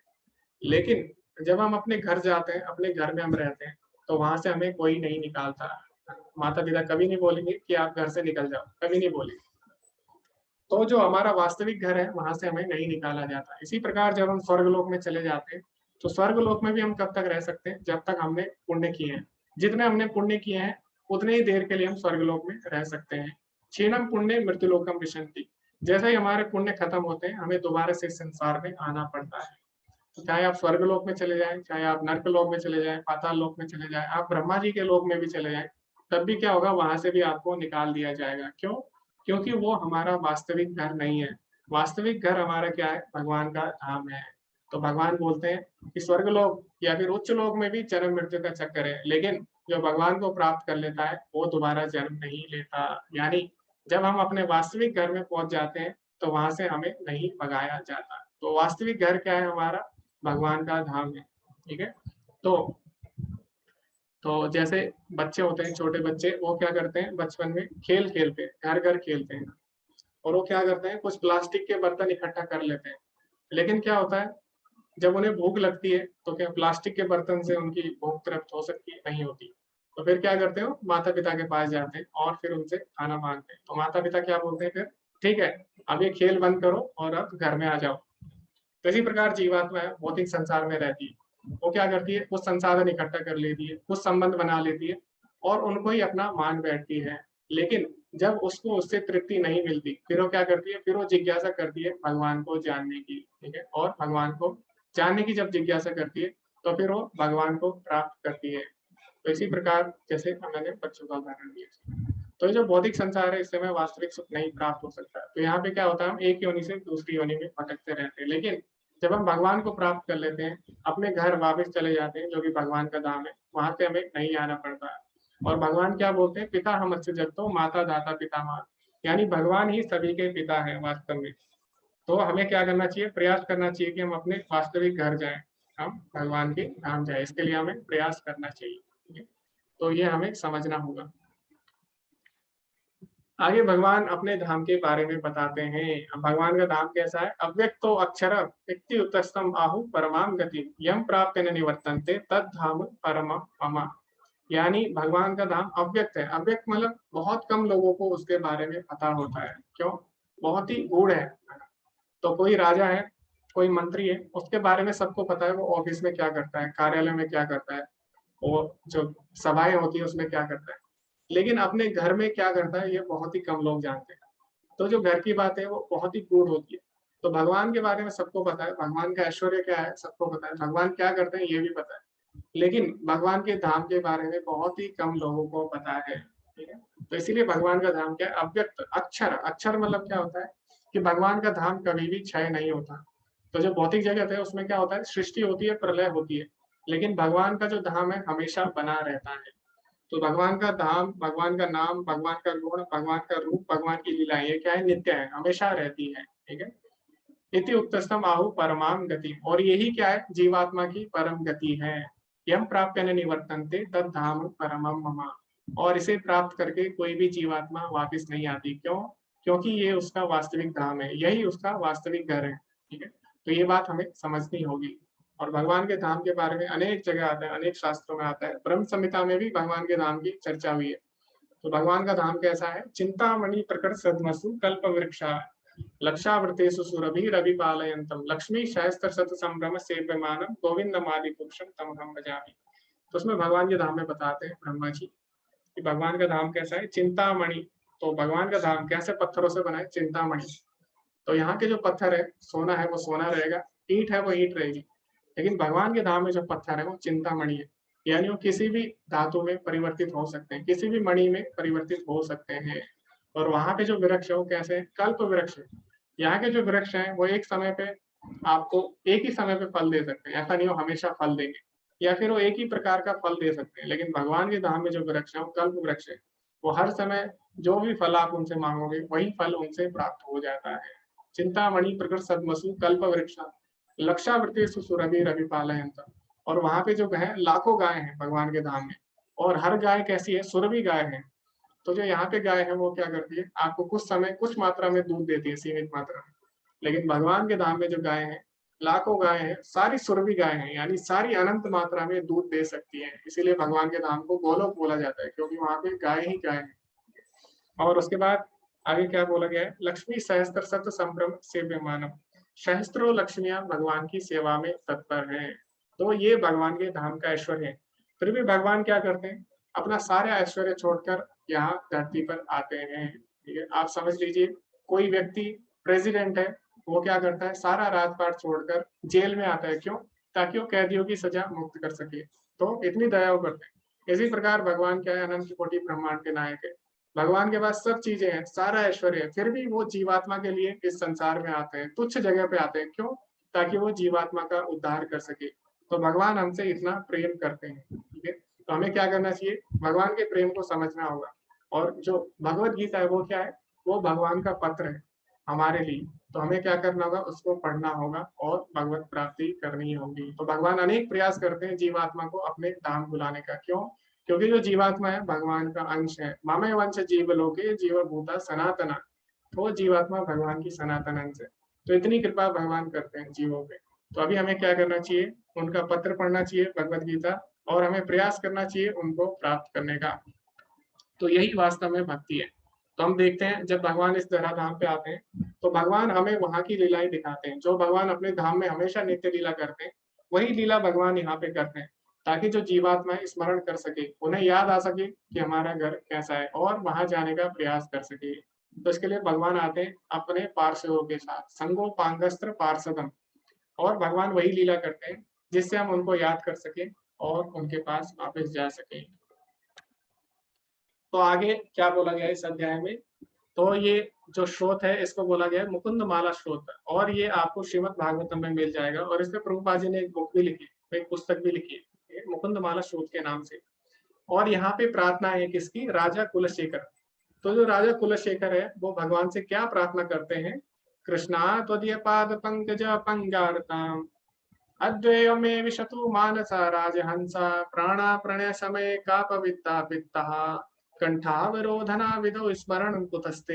हे कृष्ण, कृपया मेरे मन को तुरंत अपने चरण कमलों में लगा लीजिए, जैसे कि राजहंस कमल के फूलों के तने में प्रवेश करता है। जब मेरी अंतिम सांस के समय मेरा गला हवा पित्त और कफ की क्रिया से संकुचित हो जाता है, तो मैं आपको कैसे याद कर पाऊंगा। तो कुलशेखर क्या है, राजा है। वो भगवान से प्रार्थना कर रहे हैं कि अभी मैं स्वस्थ हूँ, अभी मैं राजा हूँ, अभी मैं युवा हूँ, तो क्या करिए, तुरंत आप मुझे अपनी सेवा में लगा लीजिए, क्योंकि जब वृद्धावस्था आएगी, जब बुढ़ापा आएगा, तो क्या होगा, मेरा गला अवरुद्ध हो जाएगा। इसमें क्या होगा, वात पित्त कफ जम जाएगा और मैं आपका नाम नहीं ले पाऊंगा, आपकी मैं सेवा नहीं कर पाऊंगा। तो इसलिए आप क्या करिए, तुरंत आप मुझे अपनी सेवा में लगा लीजिए। तो इसी प्रकार हमें भी भगवान से प्रार्थना करनी चाहिए।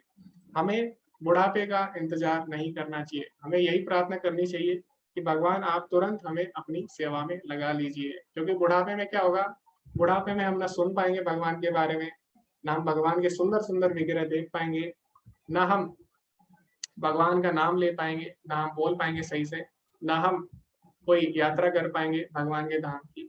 तो बुढ़ापे में क्या होगा, कोई भी अंग कार्य करना बंद कर देता है या फिर क्षीण हो जाता है। तो इसीलिए हमें क्या करना चाहिए, प्रयास करना चाहिए कि जितनी जल्दी हो सके हम भगवान की सेवा में लग जाए। और कुलशेखर यहाँ पे हमें यही समझा रहे हैं और भगवान से प्रार्थना कर रहे हैं कि तुरंत मुझे अपने चरण कमलों में लगा लीजिए। तो यही हमारा भाव भी होना चाहिए। आगे भगवान बताते हैं भक्ति कितनी महान है, क्यों हम भक्ति करें। तो जब हम भक्ति करते हैं उसके क्या लाभ हमें प्राप्त हो सकते हैं। भगवान बोलते हैं वेदेषु यज्ञेषु तपस्सु चैव दानेषु यत् पुण्य फलम प्रतिष्ठम अत्येति तत्सर्वविदं विदित्वा योगी परं स्थानमुपेति चाद्यम। वेदेषु यानी जो भक्ति करता है उसको क्या लाभ मिलते हैं, सारे वेद पढ़ने के लाभ मिल जाते हैं। वेदेषु यज्ञेषु सारे यज्ञों के लाभ मिल जाते हैं। तपस्सु चैव सारे तपस्याओं के लाभ मिल जाते हैं। दानेषु दान का भी लाभ मिल जाता है। यत् पुण्य फलम प्रतिष्ठम और दान और दार्शनिक और सकाम कर्म करने का जो फल होता है वो भी उसे मिल जाता है। अत्येति तत्सर्वमिदं विदित्वा और वो क्या करता है, मात्र भक्ति संपन्न करने से वो समस्त फलों की प्राप्ति करता है और वो क्या करता है, अंत में नित्य धाम को प्राप्त करता है। परम स्थानम उपेति चाद्यम। तो भक्ति क्या है? भक्ति जड़ है। तो जब हम जड़ में पानी डालते हैं तो हमें अलग अलग अंगों में पानी नहीं डालना होता। हमें पत्ते में पानी नहीं डालना, फूल में पानी नहीं डालना, हमें तने में पानी नहीं डालना। तो भक्ति जब हम करते हैं, सारे योग अपने आप भक्ति योग में समा जाते हैं। तो इसके बाद आपको बड़ी बड़ी तपस्या करने की, बड़े बड़े वेदों का उच्चारण करने की, बड़ी बड़ी तपस्या करने का आपको फल अपने आप ही भक्ति से प्राप्त हो जाता है। बड़े बड़े दान पुण्य करने का फल भी भक्ति से ही प्राप्त हो जाता है। तो भक्ति इतनी श्रेष्ठ है, इतनी मधुर है, इसीलिए हमें क्या करना चाहिए? प्रयास करना चाहिए हमेशा भगवान की भक्ति करने का, हमेशा भगवान से जुड़ने का, हमेशा ये समझने का कि भगवान ही वास्तव में हमारे परम पिता है और हमें क्या करना है? हमें उनसे अपना संपर्क बनाना है, क्योंकि भगवान भी इसी की प्रतीक्षा कर रहे हैं। इसी के लिए वो बार बार इस धराधाम पर आते हैं और इसी के लिए वो भगवत गीता बोलते हैं, ताकि हम लोग दोबारा से उनसे अपना जो खोया हुआ संबंध है उसको स्थापित कर सकें। इसी के साथ ये अध्याय समाप्त होता है और अंत में प्रभुपाद जी क्या बोलते हैं? कृष्ण भावनामृत की विशेषता यह है कि मनुष्य एक ही झटके में भक्ति करने के कारण मनुष्य जीवन के विभिन्न आश्रमों के अनुष्ठान को पार कर जाता है। भक्तों की संगति आवश्यक है, तो हमेशा हमें भक्तों के संग में रहना है, चाहे कुछ भी हो जाए। अभी हमने देखा, अजामिल की कहानी हमने देखी, भरत महाराज की कहानी देखी, तो उनके पतन का मुख्य कारण क्या था? वो भी भगवान के अच्छे भक्त थे, लेकिन उनके पतन का कारण ये था कि उन्होंने भक्तों की संगति स्वीकार नहीं की। उन्होंने क्या किया? एकांत में जाने का प्रयास किया। एकांत की हरिहर भक्ति उत्पाद एवं कल्पते। तो जो हरि भक्ति है, भगवान की भक्ति कभी भी एकांत में नहीं की जाती। तो ये लोग अकेले गए और अकेले हम नहीं लड़ सकते माया से। मैंने आपको पहले ही बताया था, माया बहुत ही शक्तिशाली है। तो जब हम एक साथ होते हैं, भक्तों के संरक्षण में होते हैं, भक्तों के साथ होते हैं, तो हम माया से लड़ सकते हैं, क्योंकि भक्त हमें सिखाते हैं किस प्रकार भगवान की शरणागति की जाए। तो भक्तों के साथ में रहकर हम अच्छी तरह से भक्ति कर सकते हैं। तो भरत महाराज जब अकेले थे तब क्या हुआ? उनका पतन हुआ। अजामिल जब अकेले वन में गए तो वहां उनका पतन हो गया। इसीलिए हमें क्या करना चाहिए? प्रयास करना चाहिए कि हमेशा भक्तों के संग में रहे। 7वें से लेकर 12वीं तक के अध्याय भगवत गीता के सार रूप हैं। प्रथम 6 अध्याय तथा अंतिम 6 अध्याय इन मध्यवर्ती 6 अध्यायों के लिए आवरण पात्र हैं, जिनकी सुरक्षा भगवान करते हैं। तो जो बीच के अध्याय हैं बहुत ही महत्वपूर्ण है भगवत गीता के। 7 से लेकर 12 तक अध्याय को हमें ध्यान से सुनना चाहिए। तो ये सार है भगवत गीता के, और जो शुरू के और अंत के 6 अध्याय हैं, ये क्या कर रहे हैं? इसकी रक्षा कर रहे हैं। यदि कोई गीता के इन 6 अध्यायों को भक्त की संगति में भली भांति समझ लेता है, तो उसका जीवन समस्त तपस्याओं, यज्ञों, दानों, चिंतनों को पार करके महिमा मंडित हो उठेगा, क्योंकि केवल कृष्ण भावनामृत के द्वारा उसे इतने कर्मों के फल प्राप्त हो जाते हैं। तो अगर आपने भक्ति को समझ लिया तो आपने सब समझ लिया। उसके बाद कर्म योग, ज्ञान योग, ध्यान योग सब भक्ति योग में सम्मिलित हो जाता है। तो जिसने अब तक कुछ नहीं समझा, वो अगर केवल बीच के अध्याय समझ ले तो वो क्या करेगा? पूरी भगवत गीता को समझ सकता है। और बीच के अध्याय में भी 9वां अध्याय बहुत ही ज्यादा महत्वपूर्ण है। तो इसीलिए कल का अध्याय बहुत ही महत्वपूर्ण होने वाला है और कल हम भगवत गीता के बिल्कुल बीच में पहुंचने वाले हैं। तो जितना हम भगवत गीता के बीच में जाएंगे उतना आनंद और बढ़ेगा। तो कल का जो अध्याय है बहुत ही आनंदमयी होने वाला है, क्योंकि कल भगवान अपने भक्तों के बारे में आपको बताएंगे। जिसे भगवत गीता में तनिक भी श्रद्धा नहीं है, उसे किसी भक्त से भगवत गीता समझनी चाहिए, मनोधर्मियों से भी। कई बार लोग समझते हैं कि हम अपनी मर्जी से भगवत गीता समझेंगे, या फिर वो क्या करते हैं? गलत तरीके से गलत लोगों से भगवत गीता सुन लेते हैं। तो भगवान बोल रहे हैं भगवत गीता में, भक्त्या माम अभिजानाति, केवल भक्ति के द्वारा ही उन्हें समझा जा सकता है। तो जो लोग भगवान के भक्त हैं वही भगवान के बारे में आपको बता सकते हैं। तो इसीलिए हमें क्या करना चाहिए? भक्तों से भगवत गीता समझनी है, और भक्तों ने जो टीकाएं लिखी है, टिप्पणी लिखी है, उन्हीं को हमें पढ़ना चाहिए। तभी हम भगवत गीता के सार को समझ सकते हैं, भगवान क्या कहना चाहते हैं उसको समझ सकते हैं, और भगवत गीता का उद्देश्य क्या है वो हम समझ सकते हैं। तो इसी के साथ ये अध्याय समाप्त होता है। हरे कृष्ण कृष्ण कृष्ण हरे हरे, हरे राम राम राम हरे हरे। तो किसी का कोई प्रश्न है तो आप लोग हैंड रेज कर सकते हैं, या फिर चैट में भी आप लिख सकते हैं।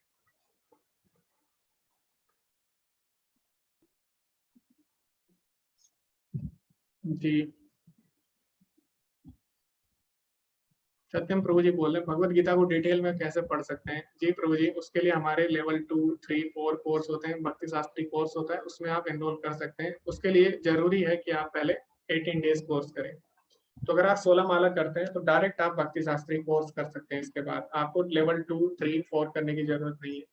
लेकिन अगर अभी आप क्या कर रहे हैं, अभी आपसे 16 माला नहीं होती, भक्ति के नियम सारे पालन नहीं होते, तो अभी धीरे धीरे आप आगे बढ़ सकते हैं, लेवल 2 कर सकते हैं, उसमें आप फिर धीरे धीरे और आगे बढ़ेंगे, फिर लेवल 3। तो इस प्रकार आप धीरे धीरे भी जा सकते हैं।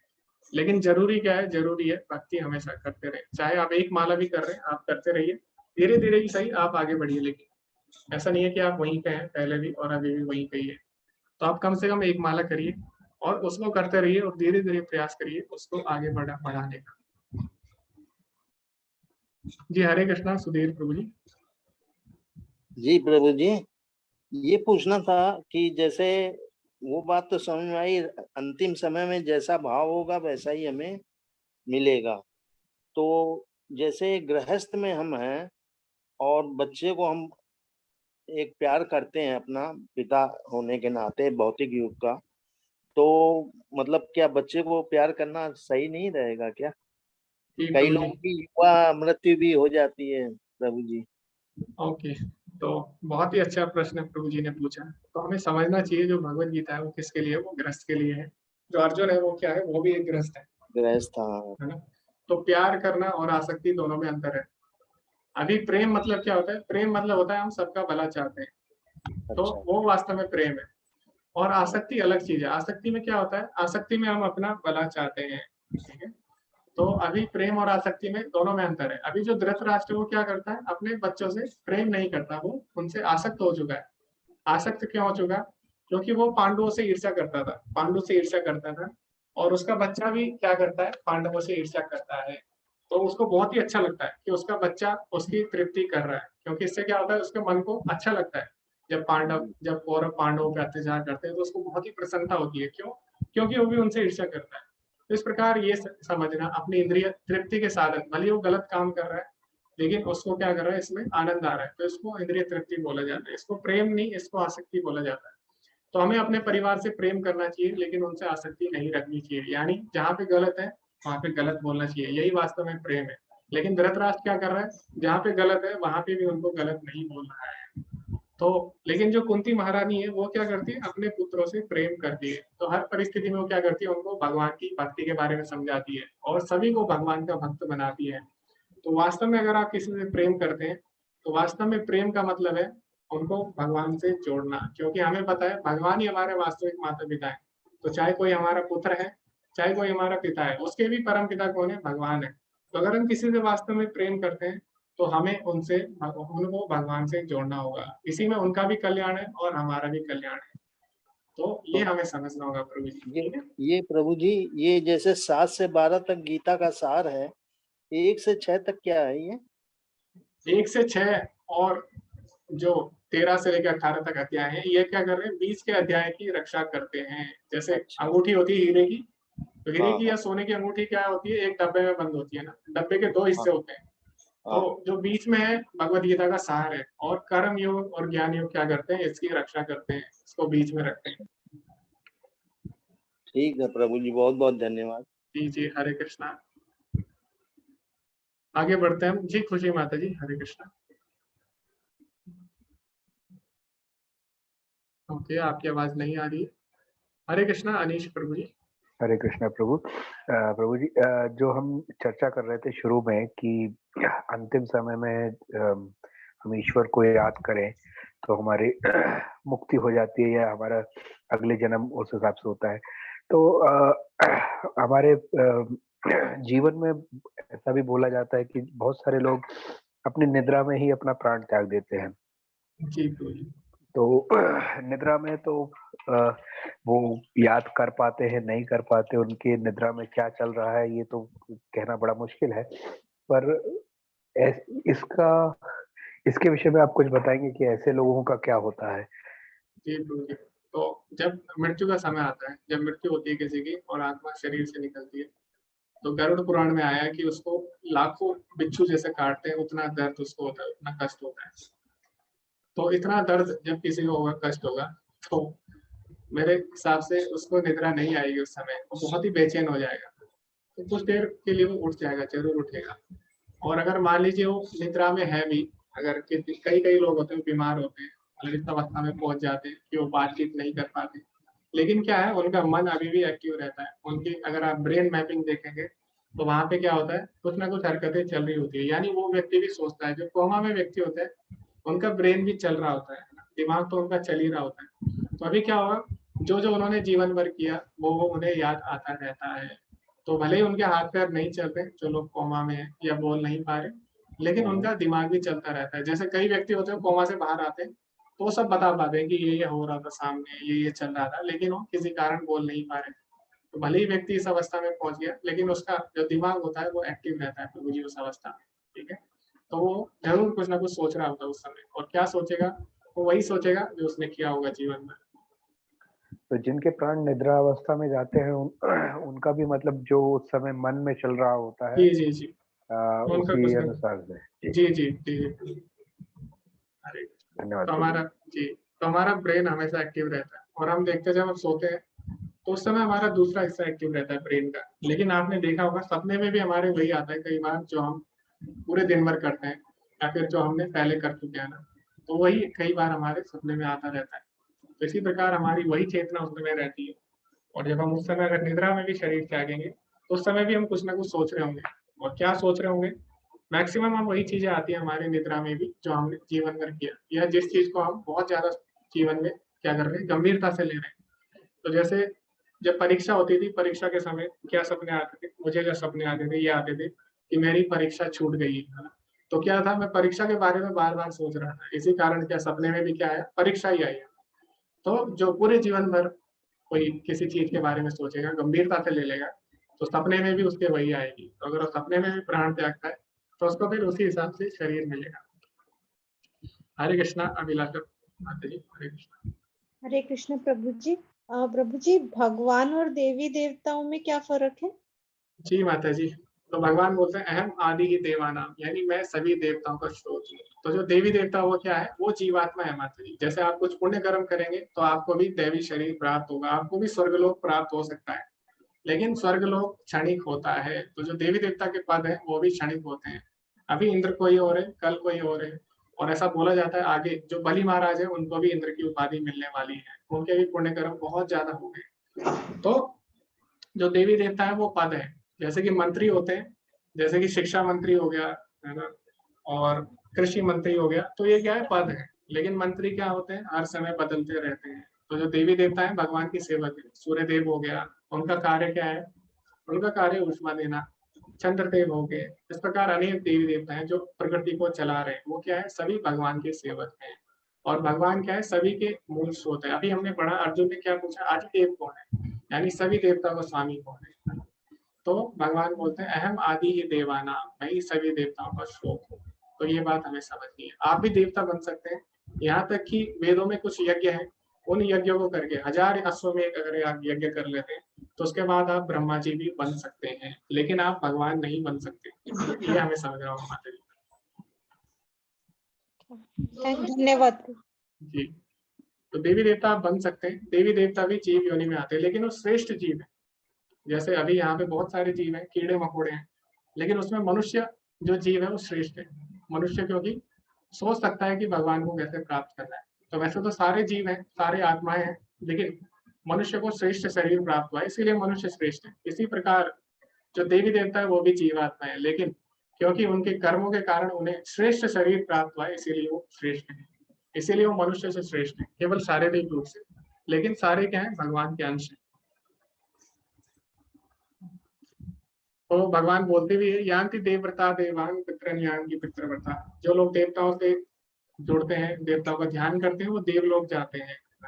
मत भक्ता यान्ति माम अपि, और जो मेरे से आसक्ति रखता है वो मेरे को प्राप्त करता है। तो यही अंतर है दोनों में। हरे कृष्णा मोहिंद्र प्रभु जी। हरे कृष्ण प्रभु जी। क्या बच्चों में आसक्ति रखना क्या पाप होता है? जी प्रभु जी, आसक्ति रखना। हमें सभी से प्रेम करना है। आसक्ति चाहे बच्चे से हो, चाहे मोबाइल से हो, चाहे किसी भी चीज से हो, आसक्ति हमें किसी से नहीं रखनी, सभी से प्रेम करना है। और हमें देखना है कि सभी को किस तरह हम भगवान की सेवा में लगाए, चाहे वो बच्चे हैं, मोबाइल है, कुछ भी है। तो हमें क्या करना है, सबसे प्रेम करना है, हमें किसी से आसक्ति नहीं रखनी। प्रेम का मतलब है सभी को भगवान से जोड़ना है। तो ऐसा नहीं हमें बच्चों को छोड़ देना। अर्जुन ने क्या किया, अर्जुन ने कुछ नहीं छोड़ा, उसने क्या किया, सारे काम भगवान से जोड़े। तो भगवत गीता हमें सिखाती है कि हमें सारी चीजें त्यागनी नहीं है, भगवान से जोड़नी है। तो अपने जो भी परिवार वाले हैं हमें क्या करना है, उनसे प्रेम करना है। प्रेम करना मतलब है उन्हें भगवान से जोड़ना। और आसक्ति मतलब क्या है? आसक्ति मतलब है उन्हें भौतिक चीजों में लगाना या फिर ऐसे काम उनसे करवाना जिससे हमें इंद्रिय तृप्ति मिले, तो ये आसक्ति होगी। तो आसक्ति प्रेम दोनों में यही अंतर है। कृष्णेन्द्रिय प्रीति इच्छा तारे कृष्ण आत्मेन्द्रिय प्रीति वाचा तारे बोले काम, कृष्णेन्द्रिय प्रीति इच्छा धरे प्रेम नाम। तो जो हमारी इच्छा होती है अगर वो अपनी इंद्रिय तृप्ति के लिए, तो वो काम का रूप ले लेती है। तो आसक्ति हमेशा काम का रूप ले लेती है, लेकिन अगर वही इच्छा भगवान के लिए है तो वो प्रेम का रूप ले लेती है। कृष्णेन्द्रिय प्रीति इच्छा धरे प्रेम नाम। तो हमारी इच्छा ही है, दोनों ही हमारी इच्छा है, आसक्ति और प्रेम भी। लेकिन जो आसक्ति है वो हमारी इंद्रिय तृप्ति की इच्छा है, और जो प्रेम है वो हमारी भगवान के प्रति सेवा की इच्छा है, उसको प्रेम बोला जाता है। जी हरे कृष्णा। उर्वशी माता जी। हरे कृष्णा प्रभु जी। प्रभु जी मैंने पूछना था कि कई लोग कहते हैं कि गरुड़ पुराण जो होती है वो सिर्फ मरते वक्त जब मृत्यु आती है तभी पढ़ते हैं लोग। लेकिन हमें तो पता ही नहीं ना मृत्यु कब आएगी, बात तो यही है माता जी, हमें कैसे पता लगेगा? जैसे मृत्यु जैसे कोई मर रहा है तो तभी गरुड़ पुराण पढ़ते हैं, मतलब ऐसे कहा कहते हैं, बहुत मैंने सुना है। तो ये सच है क्या कि गरुड़ पुराण तभी पढ़नी चाहिए या फिर पहले? नहीं माता जी, ऐसा नहीं है, क्योंकि हमें नहीं पता ना मृत्यु कब आएगी। ठीक है, मान लो कुछ लोग हैं उनको आप देख के बता सकते हो इसकी मृत्यु आने वाली है, तो आप गरुड़ पुराण पढ़ सकते हैं। लेकिन हमें सबके बारे में नहीं पता ना कब किसकी मृत्यु है, तो उनका क्या होगा फिर? तो ऐसे ही रह जाएंगे फिर इस हिसाब से। इसीलिए हमें भगवान क्या बोलते हैं, अनन्य चिंतयन्तो माम, हमें हमेशा भगवान का चिंतन करना है। ऐसा नहीं है कि केवल मृत्यु के समय करें, गरुड़ पुराण पढ़े और हमारा भला हो जाए। जो आजकल लोग करते हैं जैसे मरते टाइम ही मैंने भी सुना है कहीं से कि कोई मर रहा था तो तभी गरुड़ पुराण पढ़ी जी, तो तभी सुनाते हैं लोग। वैसे भगवान का नाम हमेशा लेना चाहिए, लेकिन मरते समय इसलिए सुनाते हैं कि चलो इसने पूरे जीवन नहीं लिया तो कम से कम 1% तो ये भक्ति कर ले, क्योंकि भगवान अगर 1% भी आप भक्ति करते हो, भगवान बोलते हैं वो भी आपकी महान वैसे रक्षा करेगा। स्वल्पम अपयस्य धर्मस्य, स्वल्प मतलब थोड़ा सा भी अगर आप प्रयास करते हो तो भगवान क्या करते हैं, उसकी भी रक्षा करेंगे। तो अगर कोई मरते समय भी नाम लेगा तो क्या होगा, ठीक है उसने उतनी भक्ति नहीं की कि वो भगवत धाम जा सके अभी, लेकिन भगवान अगले जन्म में जरूर उसकी व्यवस्था करेंगे कि वो भगवान की भक्ति कर सके। तो थोड़ा सा भी भले हम नाम लें, हमें भगवान का नाम जरूर लेना चाहिए। इसीलिए जिसने पूरे जीवन नहीं लिया, कम से कम उसको मृत्यु के समय बोला जाता है कि अब तो आप भगवान का नाम ले लीजिए, ताकि अगले जन्म में आपको भक्ति प्राप्त हो सके। जी माता जी, हरे कृष्ण।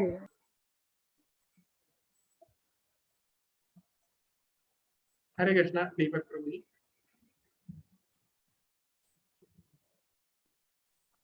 हरे कृष्ण प्रभु जी। प्रभु जी मेरा एक जिज्ञासा है कि जैसे इंसान भगवान के कृष्ण के सबसे उत्कृष्ट रचना है, तो हर एक मनुष्य को बराबर मतलब चांस मिलना चाहिए भगवान की भक्ति करने का। सपोज कोई मनुष्य जो बोल नहीं सकता है, सुन नहीं सकता है या फिर देख नहीं सकता है, तो वो कैसे भगवत गीता को पढ़े या फिर भक्ति कर सकता है और भगवान को प्राप्ति कर सकता है? जी प्रभु जी, तो अगर कोई भगवान का केवल प्रसाद भी खा लेता है तो उससे भी वो भगवान से जुड़ सकता है। तो भक्ति इतनी मधुर है, भक्ति इतनी मधुर है कि भक्ति के बहुत सारे साधन हैं, भक्ति एक तरह से नहीं होती। कोई अगर कुछ नहीं कर सकता, अगर केवल वो सुनता भी है भगवान के बारे में ध्यान से, तो उससे भी वो क्या करता है, भगवत प्राप्ति कर सकता है। जैसे कि परीक्षित महाराज थे, उन्होंने क्या किया, केवल भगवान के बारे में ध्यान से सुना। तो हमें क्या करना है, किसी तरह मन भगवान में लगाना है। अगर कोई भगवान का प्रसाद भी लेता है, कुछ ना कर पाए, तो एक काम तो हर कोई करेगा, खाना तो हर कोई खाएगा, चाहे वो कुछ ना भी कर सके, सुन ना सके, बोल ना सके, देख ना सके, एक काम तो कर सकता है, क्या? भगवान को अर्पित प्रसाद खा सकता है। उससे भी केवल वो भगवान की भक्ति प्राप्त कर सकता है। जैसे नारद मुनि है, नारद मुनि क्या करते थे, जो संत है, संत महात्मा, तो उनका जूठा खाते थे। जो उनकी माता जी थी वो क्या थी, दासी थी। वो क्या करती थी, जो साधु महात्मा थे उनके यहाँ काम करती थी, उनके बर्तन धोना, उनकी सेवा करना। नारद मुनि थे, वो क्या करते थे, जो थोड़ा सा प्रसाद बच जाता था साधु संतों का, वो जूठा खा लेते। तो केवल भक्तों का जूठा खाने से ही नारद मुनि शुद्ध भक्त बन गए। तो भगवान की भक्ति की इतनी महिमा है कि भले ही कोई सुन ना सके, देख ना सके, बोल ना सके, लेकिन अगर वो प्रसाद भी खा लेता है तो उससे भी वो भगवान की भक्ति प्राप्त कर सकता है। तो इसीलिए हम कोई बहाना नहीं बना सकते, ठीक है, हर कोई भगवान की भक्ति कर सकता है, हर किसी को अवसर मिला है। मनुष्य जीवन में क्या, अगर कोई पेड़ पौधा भी है वो भी भगवान की भक्ति कर सकता है। भक्ति इतनी मधुर है। पेड़ पौधा को अगर हम अर्पित करते हैं भगवान की सेवा में, जैसे हम फल तोड़ के अर्पित कर रहे हैं, तो क्या है, फल भी, पेड़ भी भगवान की सेवा कर रहा है। अगर हम जानवर को प्रसाद खिला देते हैं थोड़ा सा, तो क्या होता है, उससे भी उसको पुण्य मिलता है। अगर हम हरे कृष्ण महामंत्र जापते हैं, जानवर भी अगर उसको सुन लेते हैं तो उससे भी उन्हें क्या होगा, जरूर अगले जन्म में भक्ति मिलेगी। तो सभी के लिए भक्ति सुलभ है बहुत ही ज्यादा। तो इसीलिए भक्ति को श्रेष्ठ बोला गया है, क्योंकि जो बाकी मार्ग है, निराकार का मार्ग हो गया या अन्य मार्ग जो हो गए, वो बाकी लोग नहीं कर सकते, पेड़ पौधे नहीं कर सकते, जानवर नहीं कर सकते, या फिर कई लोग जैसा आपने बोला जो लोग खा नहीं सकते, जो लोग देख नहीं सकते, सुन नहीं सकते, तो जो निराकार का मार्ग है उसमें वो आगे नहीं बढ़ सकते। लेकिन भक्ति में हर कोई आगे बढ़ सकता है, इसीलिए भक्ति को सबसे श्रेष्ठ कहा गया। तो भक्ति हर कोई कर सकता है। हरे कृष्णा। राखी माता जी। हरे कृष्ण प्रभु जी। जी माता जी। मैंने पहले जब पढ़ा था तो शॉर्ट रूप में ही कि कर्म योग, ज्ञान योग, भक्ति योग गीता में, तो उसमें मतलब बहुत कुछ था कि थोड़ा सा पढ़ने पर क्लियर नहीं हुआ, लेकिन ये दोबारा कोर्स करने पर बहुत कुछ क्लियर हुआ कि कर्म योग मतलब हो गया प्रभु जी की निष्काम भाव से कर्म करना, निस्वार्थ और सत्कर्म द्वारा जो मुक्ति लाभ करने की विशिष्ट प्रणाली है वो कर्म योग। और ये ज्ञान योग मतलब हो गया कि स्वयं की जानकारी प्राप्त करना, खुद का आत्म साक्षात्कार करना। जी जी जी, बिल्कुल सही।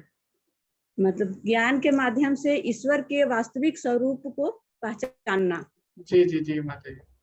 और भक्ति में कम हो, मतलब भक्ति के जैसे पहले हम उस वक्त पढ़े थे कि भक्ति कर्म से श्रेष्ठ है, तो ये चीज समझ में नहीं आता था कि भक्ति कर्म से श्रेष्ठ कैसे है।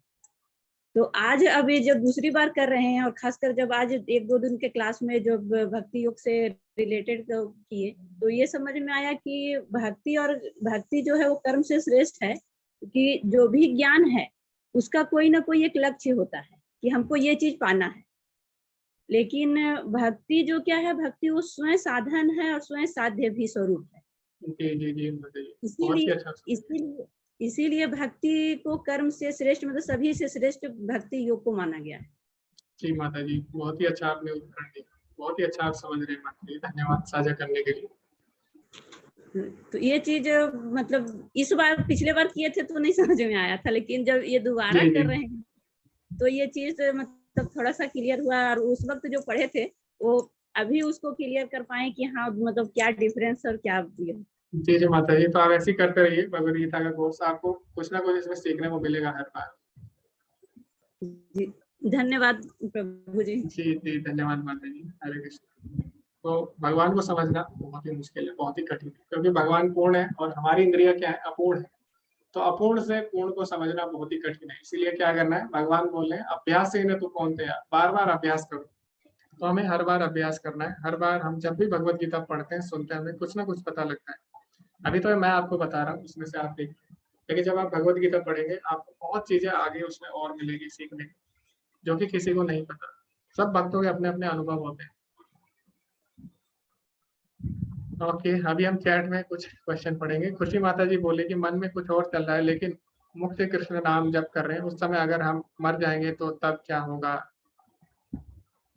तो वैसे श्रीमद् भागवतम में बोला गया कि कोई अगर अनजाने में भी भगवान का नाम लेता है तो उसको भी एक सुकृति मिलती है, जिसको अज्ञात सुकृति बोला जाता है। तो अगर हम अनजाने में भी भगवान का नाम लेते हैं तो उसमें भी लाभ मिलता है, लेकिन जब हम जानबूझ के भगवान का नाम लेंगे तो उसमें कितना लाभ मिलेगा। आप सोच सकते हैं, जब अनजाने में इतना लाभ मिलता है तो जब जानबूझ कर लेंगे तो उसमें कितना लाभ मिलेगा। तो कई बार होता है हम नाम लेते हैं लेकिन हमारा ध्यान नहीं होता है, तो उसको नाम अपराध बोला जाता है। नाम अपराध मतलब हम शुद्ध नाम नहीं ले रहे। तो ये तो ऐसा हो गया जैसे आप मेहमान को बुला रहे हैं लेकिन उसकी तरफ ध्यान नहीं ले रहे ना, तो इससे क्या होगा, ये सही नहीं है ना। आप मेहमान को बुलाते हैं और उसकी तरफ ध्यान नहीं दे रहे। तो इसी प्रकार जब हम जप कर रहे हैं तो हम भगवान को अपनी जीवा पर नाम अवतार रूप में प्रकट करते हैं, लेकिन हम अगर ध्यान नहीं दे रहे हैं भगवान के नाम पे तो ये नाम अपराध हो जाता है। तो नाम अपराध, कई लोग बोलते हैं कि हम जप करेंगे तो नाम अपराध हो जाएगा, तो इसलिए हम जप नहीं करेंगे। नहीं, प्रभुपाद जी बोलते हैं भले ही हम नाम अपराध करें, हमें जप करते रहना चाहिए। क्यों? क्योंकि भगवान बोलते हैं अभ्यास ही न तो कौनते, हमें अभ्यास करते रहना है। तो नाम अपराध के साथ भले ही जप करें, लेकिन हमें जप जरूर करना है। जप ना करने से श्रेष्ठ है नाम अपराध के साथ जप करना। तो हमें जप करते रहना है और उसमें सुधार करते रहना है। लेकिन किसी का मन अगर नहीं है और उसकी मृत्यु हो जाती है और उसने भगवान का नाम लिया है, तो इससे भी उसको सुकृति प्राप्त होगी, इससे भी उसको लाभ प्राप्त होगा, लेकिन पूरा लाभ प्राप्त नहीं होगा। तो कुछ ना कुछ लाभ उसे जरूर प्राप्त होगा, यानी उसे भगवान की भक्ति जरूर मिलेगी। लेकिन वो इसी जन्म में भगवान के धाम नहीं जाएगा, क्योंकि उसका मन अभी भी भगवान के नाम में नहीं है। लेकिन कहीं ना कहीं उसने भगवान का नाम लिया, जैसे अजामिल ने भगवान का नाम लिया, उसका नाम लेने का तरीका, वो भगवान को याद नहीं कर रहा था, वो अपने लड़के को याद कर रहा था, लेकिन उसने भगवान का नाम लिया, इसीलिए उसको भगवान ने क्या किया, व्यवस्था की कि उसका अगला जन्म जब हो, तो क्योंकि उसका मन अभी भगवान में नहीं है, लेकिन उसने भगवान का नाम ले लिया, तो भगवान ने उसकी व्यवस्था की कि अगले जन्म में वो अच्छे से भक्ति कर सके। तो जब तक हमारा मन भगवान में नहीं लगेगा, तब तक हम भगवान को प्राप्त नहीं कर सकते, क्योंकि भगवान ने बोला स्मरण मुक्ता कलेवरम यम यम आप स्मरण भाव। तो जब तक हमारा मन भगवान में नहीं है, तब तक हम भगवान को प्राप्त नहीं कर सकते। तो अगर हम भगवान का केवल नाम ले रहे हैं, तो उससे भी हमें लाभ होगा, भगवान जरूर व्यवस्था करेंगे कि हमारा मन भगवान में लगे। आंचल माता जी बोल रही है कि सपने के बारे में बताया, तो हम सोचते हैं ये जो घटनाएं हुई है वही आती है, लेकिन कई बार हमें सपने में कोई नई जगह देखने को, या हम सोचते भी हैं नहीं वो दिखे, तो इसका संबंध पिछले जन्म से होता है। जी माता जी, हो सकता है, क्योंकि हमारे जो दिमाग है उसमें बहुत सारी क्रियाएं होती है, तो कभी कभी पूर्व जन्म के आभास भी हो जाते हैं कि नहीं, तो बहुत ही कम लोगों को होते हैं, तो हो सकता है माता जी, इसकी भी संभावना है। और जो थेरेपी होती है, एक पास्ट लाइफ रिग्रेशन थेरेपी उसे बोला जाता है, तो साइकोलॉजी में आता है ये। तो उसमें तो जो हमारा ब्रेन है उसमें वो क्या करते हैं, उसमें जो पिछले जन्म की जो घटनाएं हैं वो स्टोर रहती है, कुछ कुछ, ऐसा नहीं है कि सारी घटनाएं स्टोर रहती है। तो पास्ट लाइफ रिग्रेशन थेरेपी में वो लोग पता कर लेते हैं कुछ कुछ घटनाएं, तो हमारे दिमाग में रहती है कहीं ना कहीं स्टोर, क्योंकि जो हमारा मन, बुद्धि और अहंकार है क्या है, सूक्ष्म शरीर हमारा उससे बना होता है। तो जो हमारा बाहर का शरीर दिख रहा है हमें, जिसको ग्रोस बॉडी बोला जाता है, ठीक है, तो ये क्या है, स्थूल शरीर, तो ये पंच तत्वों से बना है। इसके बाद हमारा सूक्ष्म शरीर होता है, जो हमारा मन, बुद्धि और अहंकार से बना रहता है। तो हमारे सूक्ष्म शरीर में सारी जानकारियां होती है सारे जन्मों।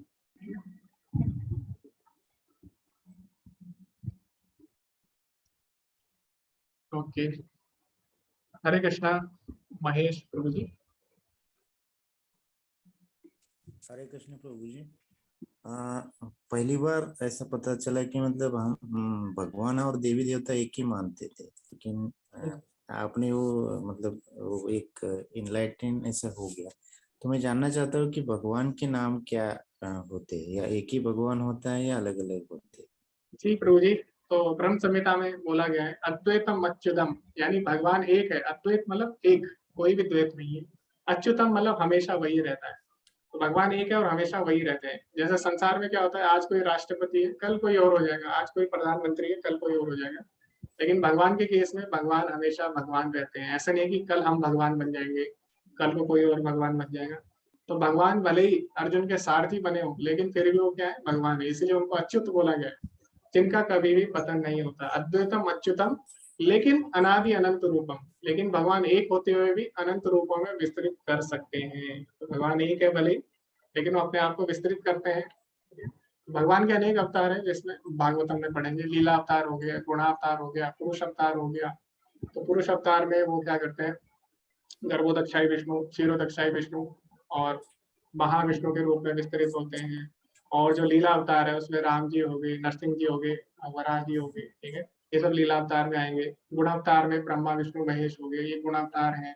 और बहुत सारे अवतार। तो भगवान एक है, लेकिन वो अपने आप को अनंत रूपों में विस्तृत कर सकते हैं, ठीक है। तो एक्चुअली अभी क्या है कि हम कोई देवी देवता की कोई भक्ति करते हैं, तो भगवान की भक्ति यानी कि मतलब कुछ सामने आना चाहिए ना, कि कोई एक पर्टिकुलर नाम हो या तो हम तो भगवान बोल रहे हैं ना अर्जुन को, मत मना भव मत भक्तो, मेरे में मन लगाओ, मेरी भक्ति करो। तो भगवान बोल रहे हैं, अर्जुन के सामने खड़े होकर बोल रहे हैं। हाँ, तो मतलब पर्टिकुलरली जैसे कि कृष्ण भगवान की भक्ति करना, ये भगवान की भक्ति हो गई जी, कृष्ण की करिए, राम की करिए, सारे विष्णु तत्व तो एक ही है। तो बात एक ही है, आप किसी की भी भक्ति करिए, ठीक है। अच्छा, और ये मैं पहली बार कोर्स कर रहा हूँ, तो ये 16 माला करना मतलब वो मुझे थोड़ा क्लियर नहीं हुआ, आप थोड़ा प्रकाश दें। जी, तो 16 माला मतलब होता है, जब हम, आपको मैंने पहले बताया था कि जैसे जप माला होती है, आप देख रहे हैं यहाँ पे, इसमें 108 मोती होते हैं। तो 108 बार हम हरे कृष्ण महामंत्र का जब जप करते हैं, उसको एक माला बोला जाता है। ओके। तो अभी आपको क्या करना है, अभी आपको एक माला करनी है केवल, क्योंकि अभी जब हम नया नया कोई चीज करते हैं, तो हमें धीरे धीरे आगे बढ़ना होता है, क्योंकि जैसे अगर हम पहले ही 16 माला करेंगे तो अगले दिन हमारी रुचि इसमें समाप्त हो सकती है। तो हमें धीरे धीरे आगे बढ़ना है। अभी आपको केवल एक माला करना है जो लेवल 1 कर रहे हैं, कम से कम एक माला आप करिए। आप 2 भी कर सकते हैं, लेकिन आप धीरे धीरे अभ्यास करिए। आप 2 माला 1 महीने तक करिए, फिर उसके बाद आप धीरे धीरे बढ़ा सकते हैं। तो कौन सा जाप करना है उसमें? हरे कृष्ण महामंत्र का जप करना होगा आपको। हरे कृष्ण कृष्ण कृष्ण हरे हरे, हरे राम राम राम हरे हरे। यही नाम क्यों करना है? क्योंकि ब्रह्मा जी बोल रहे हैं कली संतरण उपनिषद में, इति षोडश का नाम, ये जो 16 शब्दों का नाम है, कली कलमश नाशनम, ये कलयुग में कलमशों का नाश करेगा। सर्व वेदेषु दृश्यते, मैंने सारे वेद देख लिए, न तो परतर उपाय, इसके अलावा कोई भी उपाय नहीं है। तो जो हरे कृष्ण महामंत्र है वो क्या है? कलयुग की दवाई है। धन्यवाद प्रभु। वैसे भगवान के सारे नाम बराबर है और भगवान के सारे नाम शक्तिशाली है। कोई भी नाम आप भगवान का लीजिए। तो जैसे एक बीमारी होती है किसी को, तो उसकी बहुत सारी दवाइयां हो सकती है, लेकिन डॉक्टर क्या करता है? आपको आपकी आयु देख के, आपकी परिस्थिति देख के केवल एक ही दवाई आपको देगा। तो इसी प्रकार भगवान के सारे नाम है, सारी बीमारी की दवाई है, लेकिन कलयुग के लिए विशेषकर हरे कृष्ण महामंत्र बनाया गया है। तो इसमें क्या है? सारा भगवान के नाम से भरा हुआ है ना, हरे कृष्णा और राम। तो सारे भगवान के दिव्य नामों से पूरी तरह भरा हुआ है, बहुत शक्तिशाली है। तो ये कलयुग के लिए विशेषकर, इसलिए आपको हरे कृष्ण महामंत्र का जप करना चाहिए कलयुग में। सारे शास्त्र हमें यही बताते हैं। प्रीति माता जी बोले उन्हें कई बार ऐसा फील होता है कि कृष्ण भक्ति कहीं न कहीं पूर्व जन्म से संबंधित है। जी माता जी, तो जब भी हम भक्ति करते हैं, हम क्यों कर पा रहे हैं भक्ति? क्योंकि कभी न कभी हमने थोड़ा सा प्रयास किया होगा भक्ति करने का, तो भगवान उस हिसाब से हमें बुद्धि देते हैं या फिर उस हिसाब से परिस्थिति बनाते हैं कि हम भक्ति कर सकें। तो जी माता जी, बिल्कुल सही बात है, भक्ति का कभी भी नाश नहीं होता। और जो लोग भक्ति नहीं भी करते तो कम से कम वो अज्ञात सुकृति करते हैं, यानी अनजाने में वो भगवान का नाम ले लेते हैं, तो वो भी भक्ति में आ जाता है। तो अगले जन्म में जरूर उनका भी कल्याण होता है। कहीं ना कहीं भगवान, अगर हम थोड़ा सा भी भक्ति करते हैं अनजाने में ही सही, तो भगवान क्या करते हैं? हमारी व्यवस्था करते हैं हमारे लिए कि हम भक्ति कर पाए। जैसे नारायण नाम लिया किसने? अजामिल ने, अनजाने में लिया, लेकिन भगवान ने क्या किया? उसके लिए व्यवस्था की कि वो भगवान की भक्ति कर सके। जी माता जी, तो भगवान स्वयं बोलते हैं जो लोग भक्ति में फेल हो जाते हैं, किसी कारणवश पतन हो जाता है या भक्ति नहीं कर पाते, भगवान उनके लिए ऐसी परिस्थितियां बनाते हैं कि वो अगले जन्म में भक्ति कर सके। जी माता जी बोले कि जो संसार में है वो पति पत्नी से और बच्चों से कैसे हटाए, इस पे क्या माता जी आप शायद ये बोलना चाहते हैं, आसक्ति कैसे हटाए? जी माता जी, तो हम जब भी हमारे जो संबंध है, भौतिक संबंध है, माता पिता पति पत्नी जो भी है, तो उनको हम ये देख सकते हैं कि ये भी सब भगवान के अंश है। भगवान ने बोला विद्या विनय संपन्ने ब्राह्मणे गव्यस्तिनि सुनी चैव स्वपाके च पंडिता समदर्शिना, यानी जो बुद्धिमान व्यक्ति होता है वो हाथी, गाय, कुत्ता, चंडाल, ब्राह्मण सबको समान दृष्टि से देखता है। चाहे माता हो, पिता हो, पति पत्नी हो, सबको हमें देखना है भगवान के अंश के रूप में। हमें प्रयास करना चाहिए कि सभी को भगवान से जोड़े, क्योंकि सभी हमारी तरह भगवान के अंश है और सभी भगवान से दूर हो चुके हैं। तो किसी की सबसे बड़ी सेवा अगर करनी है तो हम क्या कर सकते हैं? उसको भगवान से जोड़ सकते हैं। जैसे कि कोई बच्चा अगर घर से भाग जाता है और वो उसको अपना घर नहीं मिलता, वो क्या करता है? रोने लग जाता है। अब कोई व्यक्ति उसके पास आता है, वो क्या करेगा? उसको थोड़ा बहुत खाना देगा, अच्छी अच्छी चीजें देगा, अच्छे कपड़े देगा। तो उससे क्या होगा? वो बच्चा थोड़ी देर के लिए चुप हो जाएगा, लेकिन बच्चा दोबारा रोने लग जाएगा। इसी प्रकार हम अपने परिवार से आ सकते हैं, तो हम उनकी सेवा कर रहे हैं, अनेक चीजें उनको देते हैं, तो क्या होगा? उससे थोड़ी देर के लिए वो सुखी हो सकते हैं, लेकिन इससे उनका अंतिम सुख नहीं होने वाला। दोबारा से जन्म मृत्यु उनके जीवन में आएगी, जन्म मृत्यु जरा व्याधि, बुढ़ापा आएगा, कष्ट आएंगे। तो अगर सबसे अच्छा तरीका क्या है? जो बच्चा है उसको उसके माता पिता के पास अगर आप छोड़ देते हैं तो बच्चा खुश हो जाएगा। इसी प्रकार जो हमारे परिवार है, संबंध है, जो भी है, उनको अगर हम भगवान से जोड़ेंगे तभी हम उनका परम सुख उनको हम दे सकते हैं। तो हमें प्रयास करना चाहिए सभी को भगवान से जोड़े, क्योंकि भगवान सभी के माता पिता है, चाहे वो आपके पिता हो, चाहे वो पति हो, पत्नी हो, सभी के परम पिता भगवान है। तो इसीलिए हमें उनके पिता से उनको जोड़ना है, इसका हमें प्रयास करना है। यही वास्तव में सबसे बड़ी सेवा होगी उनकी। तो आप ये प्रयास करिए कि उनको आप किस तरह से जोड़ें।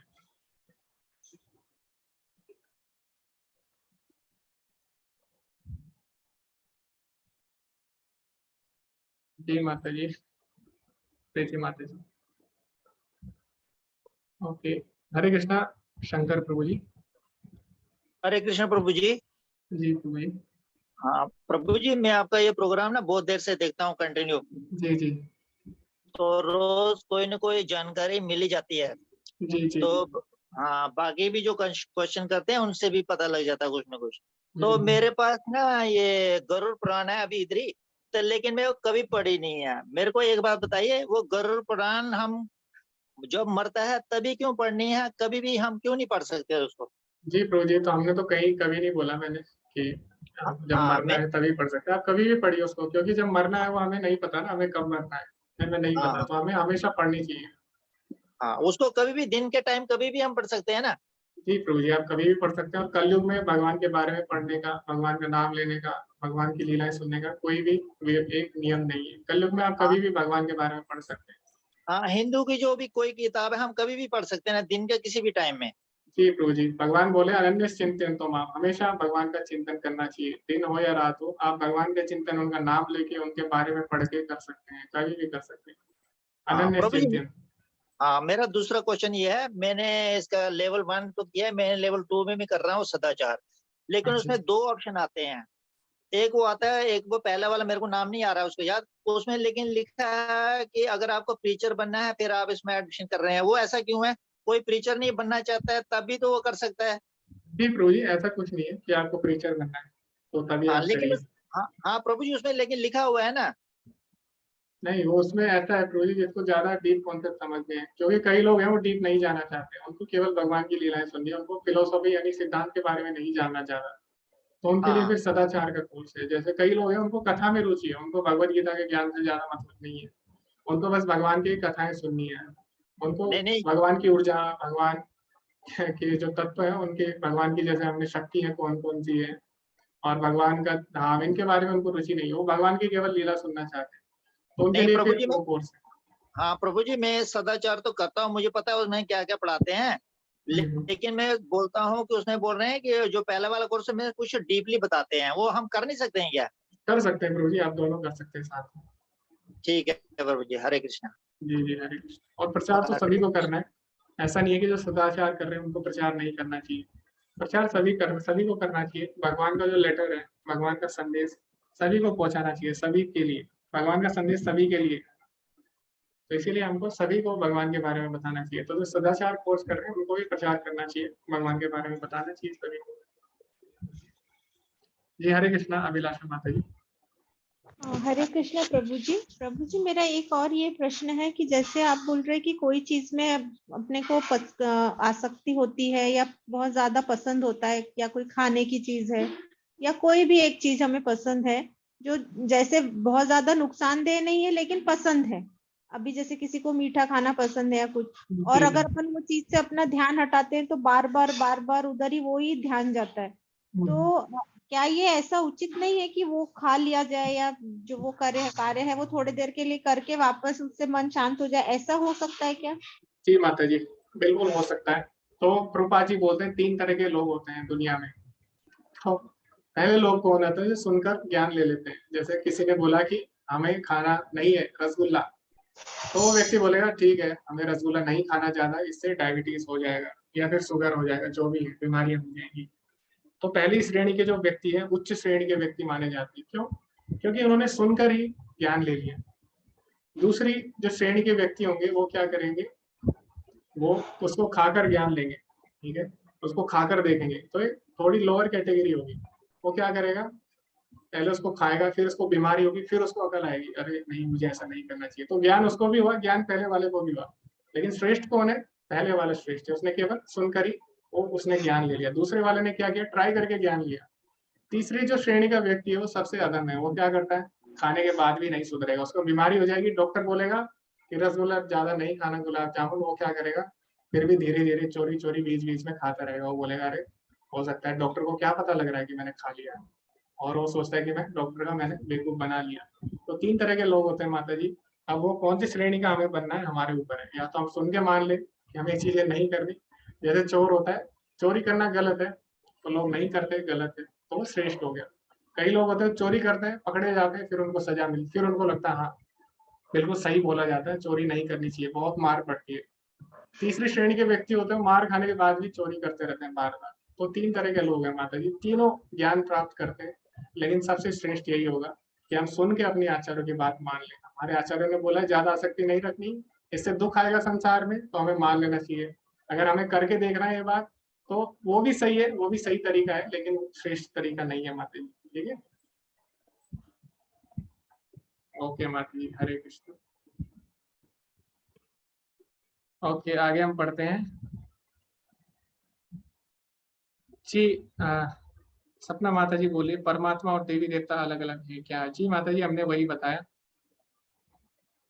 भगवान कौन है? जी माता जी, तो भगवान कौन है, भगवत गीता में हमें पता है कि जब भी कोई कुछ बोलता है, धृतराष्ट्र बोलता है, तो उसके आगे क्या आता है? धृतराष्ट्र उवाचा। अर्जुन कुछ बोलता है, उसके आगे क्या आएगा? अर्जुन उवाचा।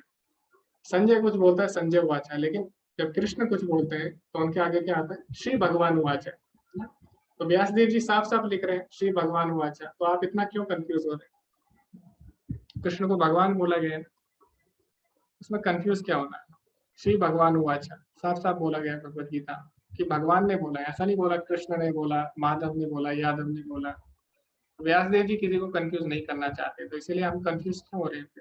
और भगवान बोल रहे हैं अहम आदि ही देवा नाम, यानी मैं सभी देवताओं का स्रोत हूँ। तो फिर इसमें कंफ्यूजन कहाँ रह गया माता जी? भगवान स्वयं अपने मुख से बोल रहे हैं, ऐसा नहीं है कि हम बोल रहे हैं, क्योंकि हम जो बोले वो गलत हो सकता है, लेकिन भगवान का बोला कैसे गलत हो सकता है? इसलिए आप कंफ्यूज मत होइए। जो देवी देवता हो भगवान की सेवक है, आप भी देवी देवता बन सकते हो अगर आप अच्छे कर्म करते हो। आप भी इंद्र बन सकते हो, आप भी ब्रह्मा भी बन सकते हो अगर आप अश्वमेध यज्ञ करते हो 1000। लेकिन आप भगवान नहीं बन सकते कभी भी। तो यही अंतर है मतलब, जैसे आप मंत्री बन सकते हैं, अभी अच्छे काम करिए, इलेक्शन लड़िए, आप मंत्री बन जाओ, इसी प्रकार देवी देवता का पद भी है। खुशी माता जी बोलिए, श्रीमद् भागवतम कब पढ़ने को मिलेगी? लिंक कैसे मिलेगा उसका? जी माता जी, अगर आपको इंग्लिश में पढ़नी है तो आप वेदाबेस पे सर्च कर सकते हैं। वेदाबेस एक वेबसाइट है जिसमें सारी पुस्तकें हैं। तो अभी मैं आपको लिंक शेयर कर दूंगा वेदाबेस को,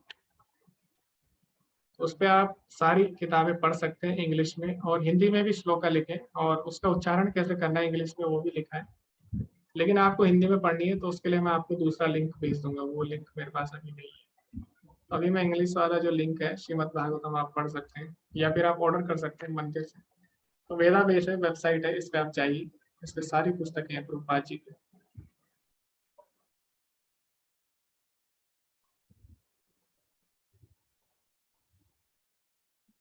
ओके, गरुड़ पुराण, माता जी ने गलती से गरुड़ पुराण लिख दिया। तो गरुड़ पुराण को क्या घर में रख सकते हैं? जी माता जी, गरुड़ पुराण रख सकते हैं घर में।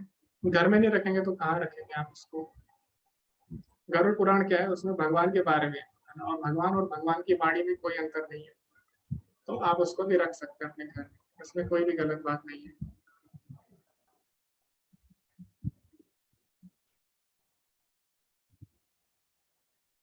ओके, तो रामशंकर प्रभु जी ने लिंक भेजा है कोई बुक्स का, मैं आपके साथ शेयर कर दूंगा।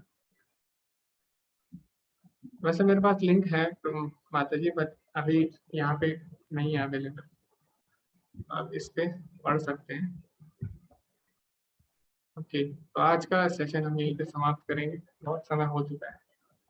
वांछा कल्पतरुभ्यश्च कृपा सिन्धुभ्येव च पतितनां पावनेभ्यो वैष्णवेभ्यो नमो नमः। अनंत कोटि वैष्णव वृंद की जय, श्री प्रभुपाद की जय। हरे कृष्णा, धन्यवाद आप सभी का। कल 9वें अध्याय हम करेंगे। कल का जो अध्याय है बहुत ही मधुर है, भगवान उसमें अपने भक्तों के संबंध के बारे में चर्चा करने वाले। हरे कृष्णा, धन्यवाद सभी का।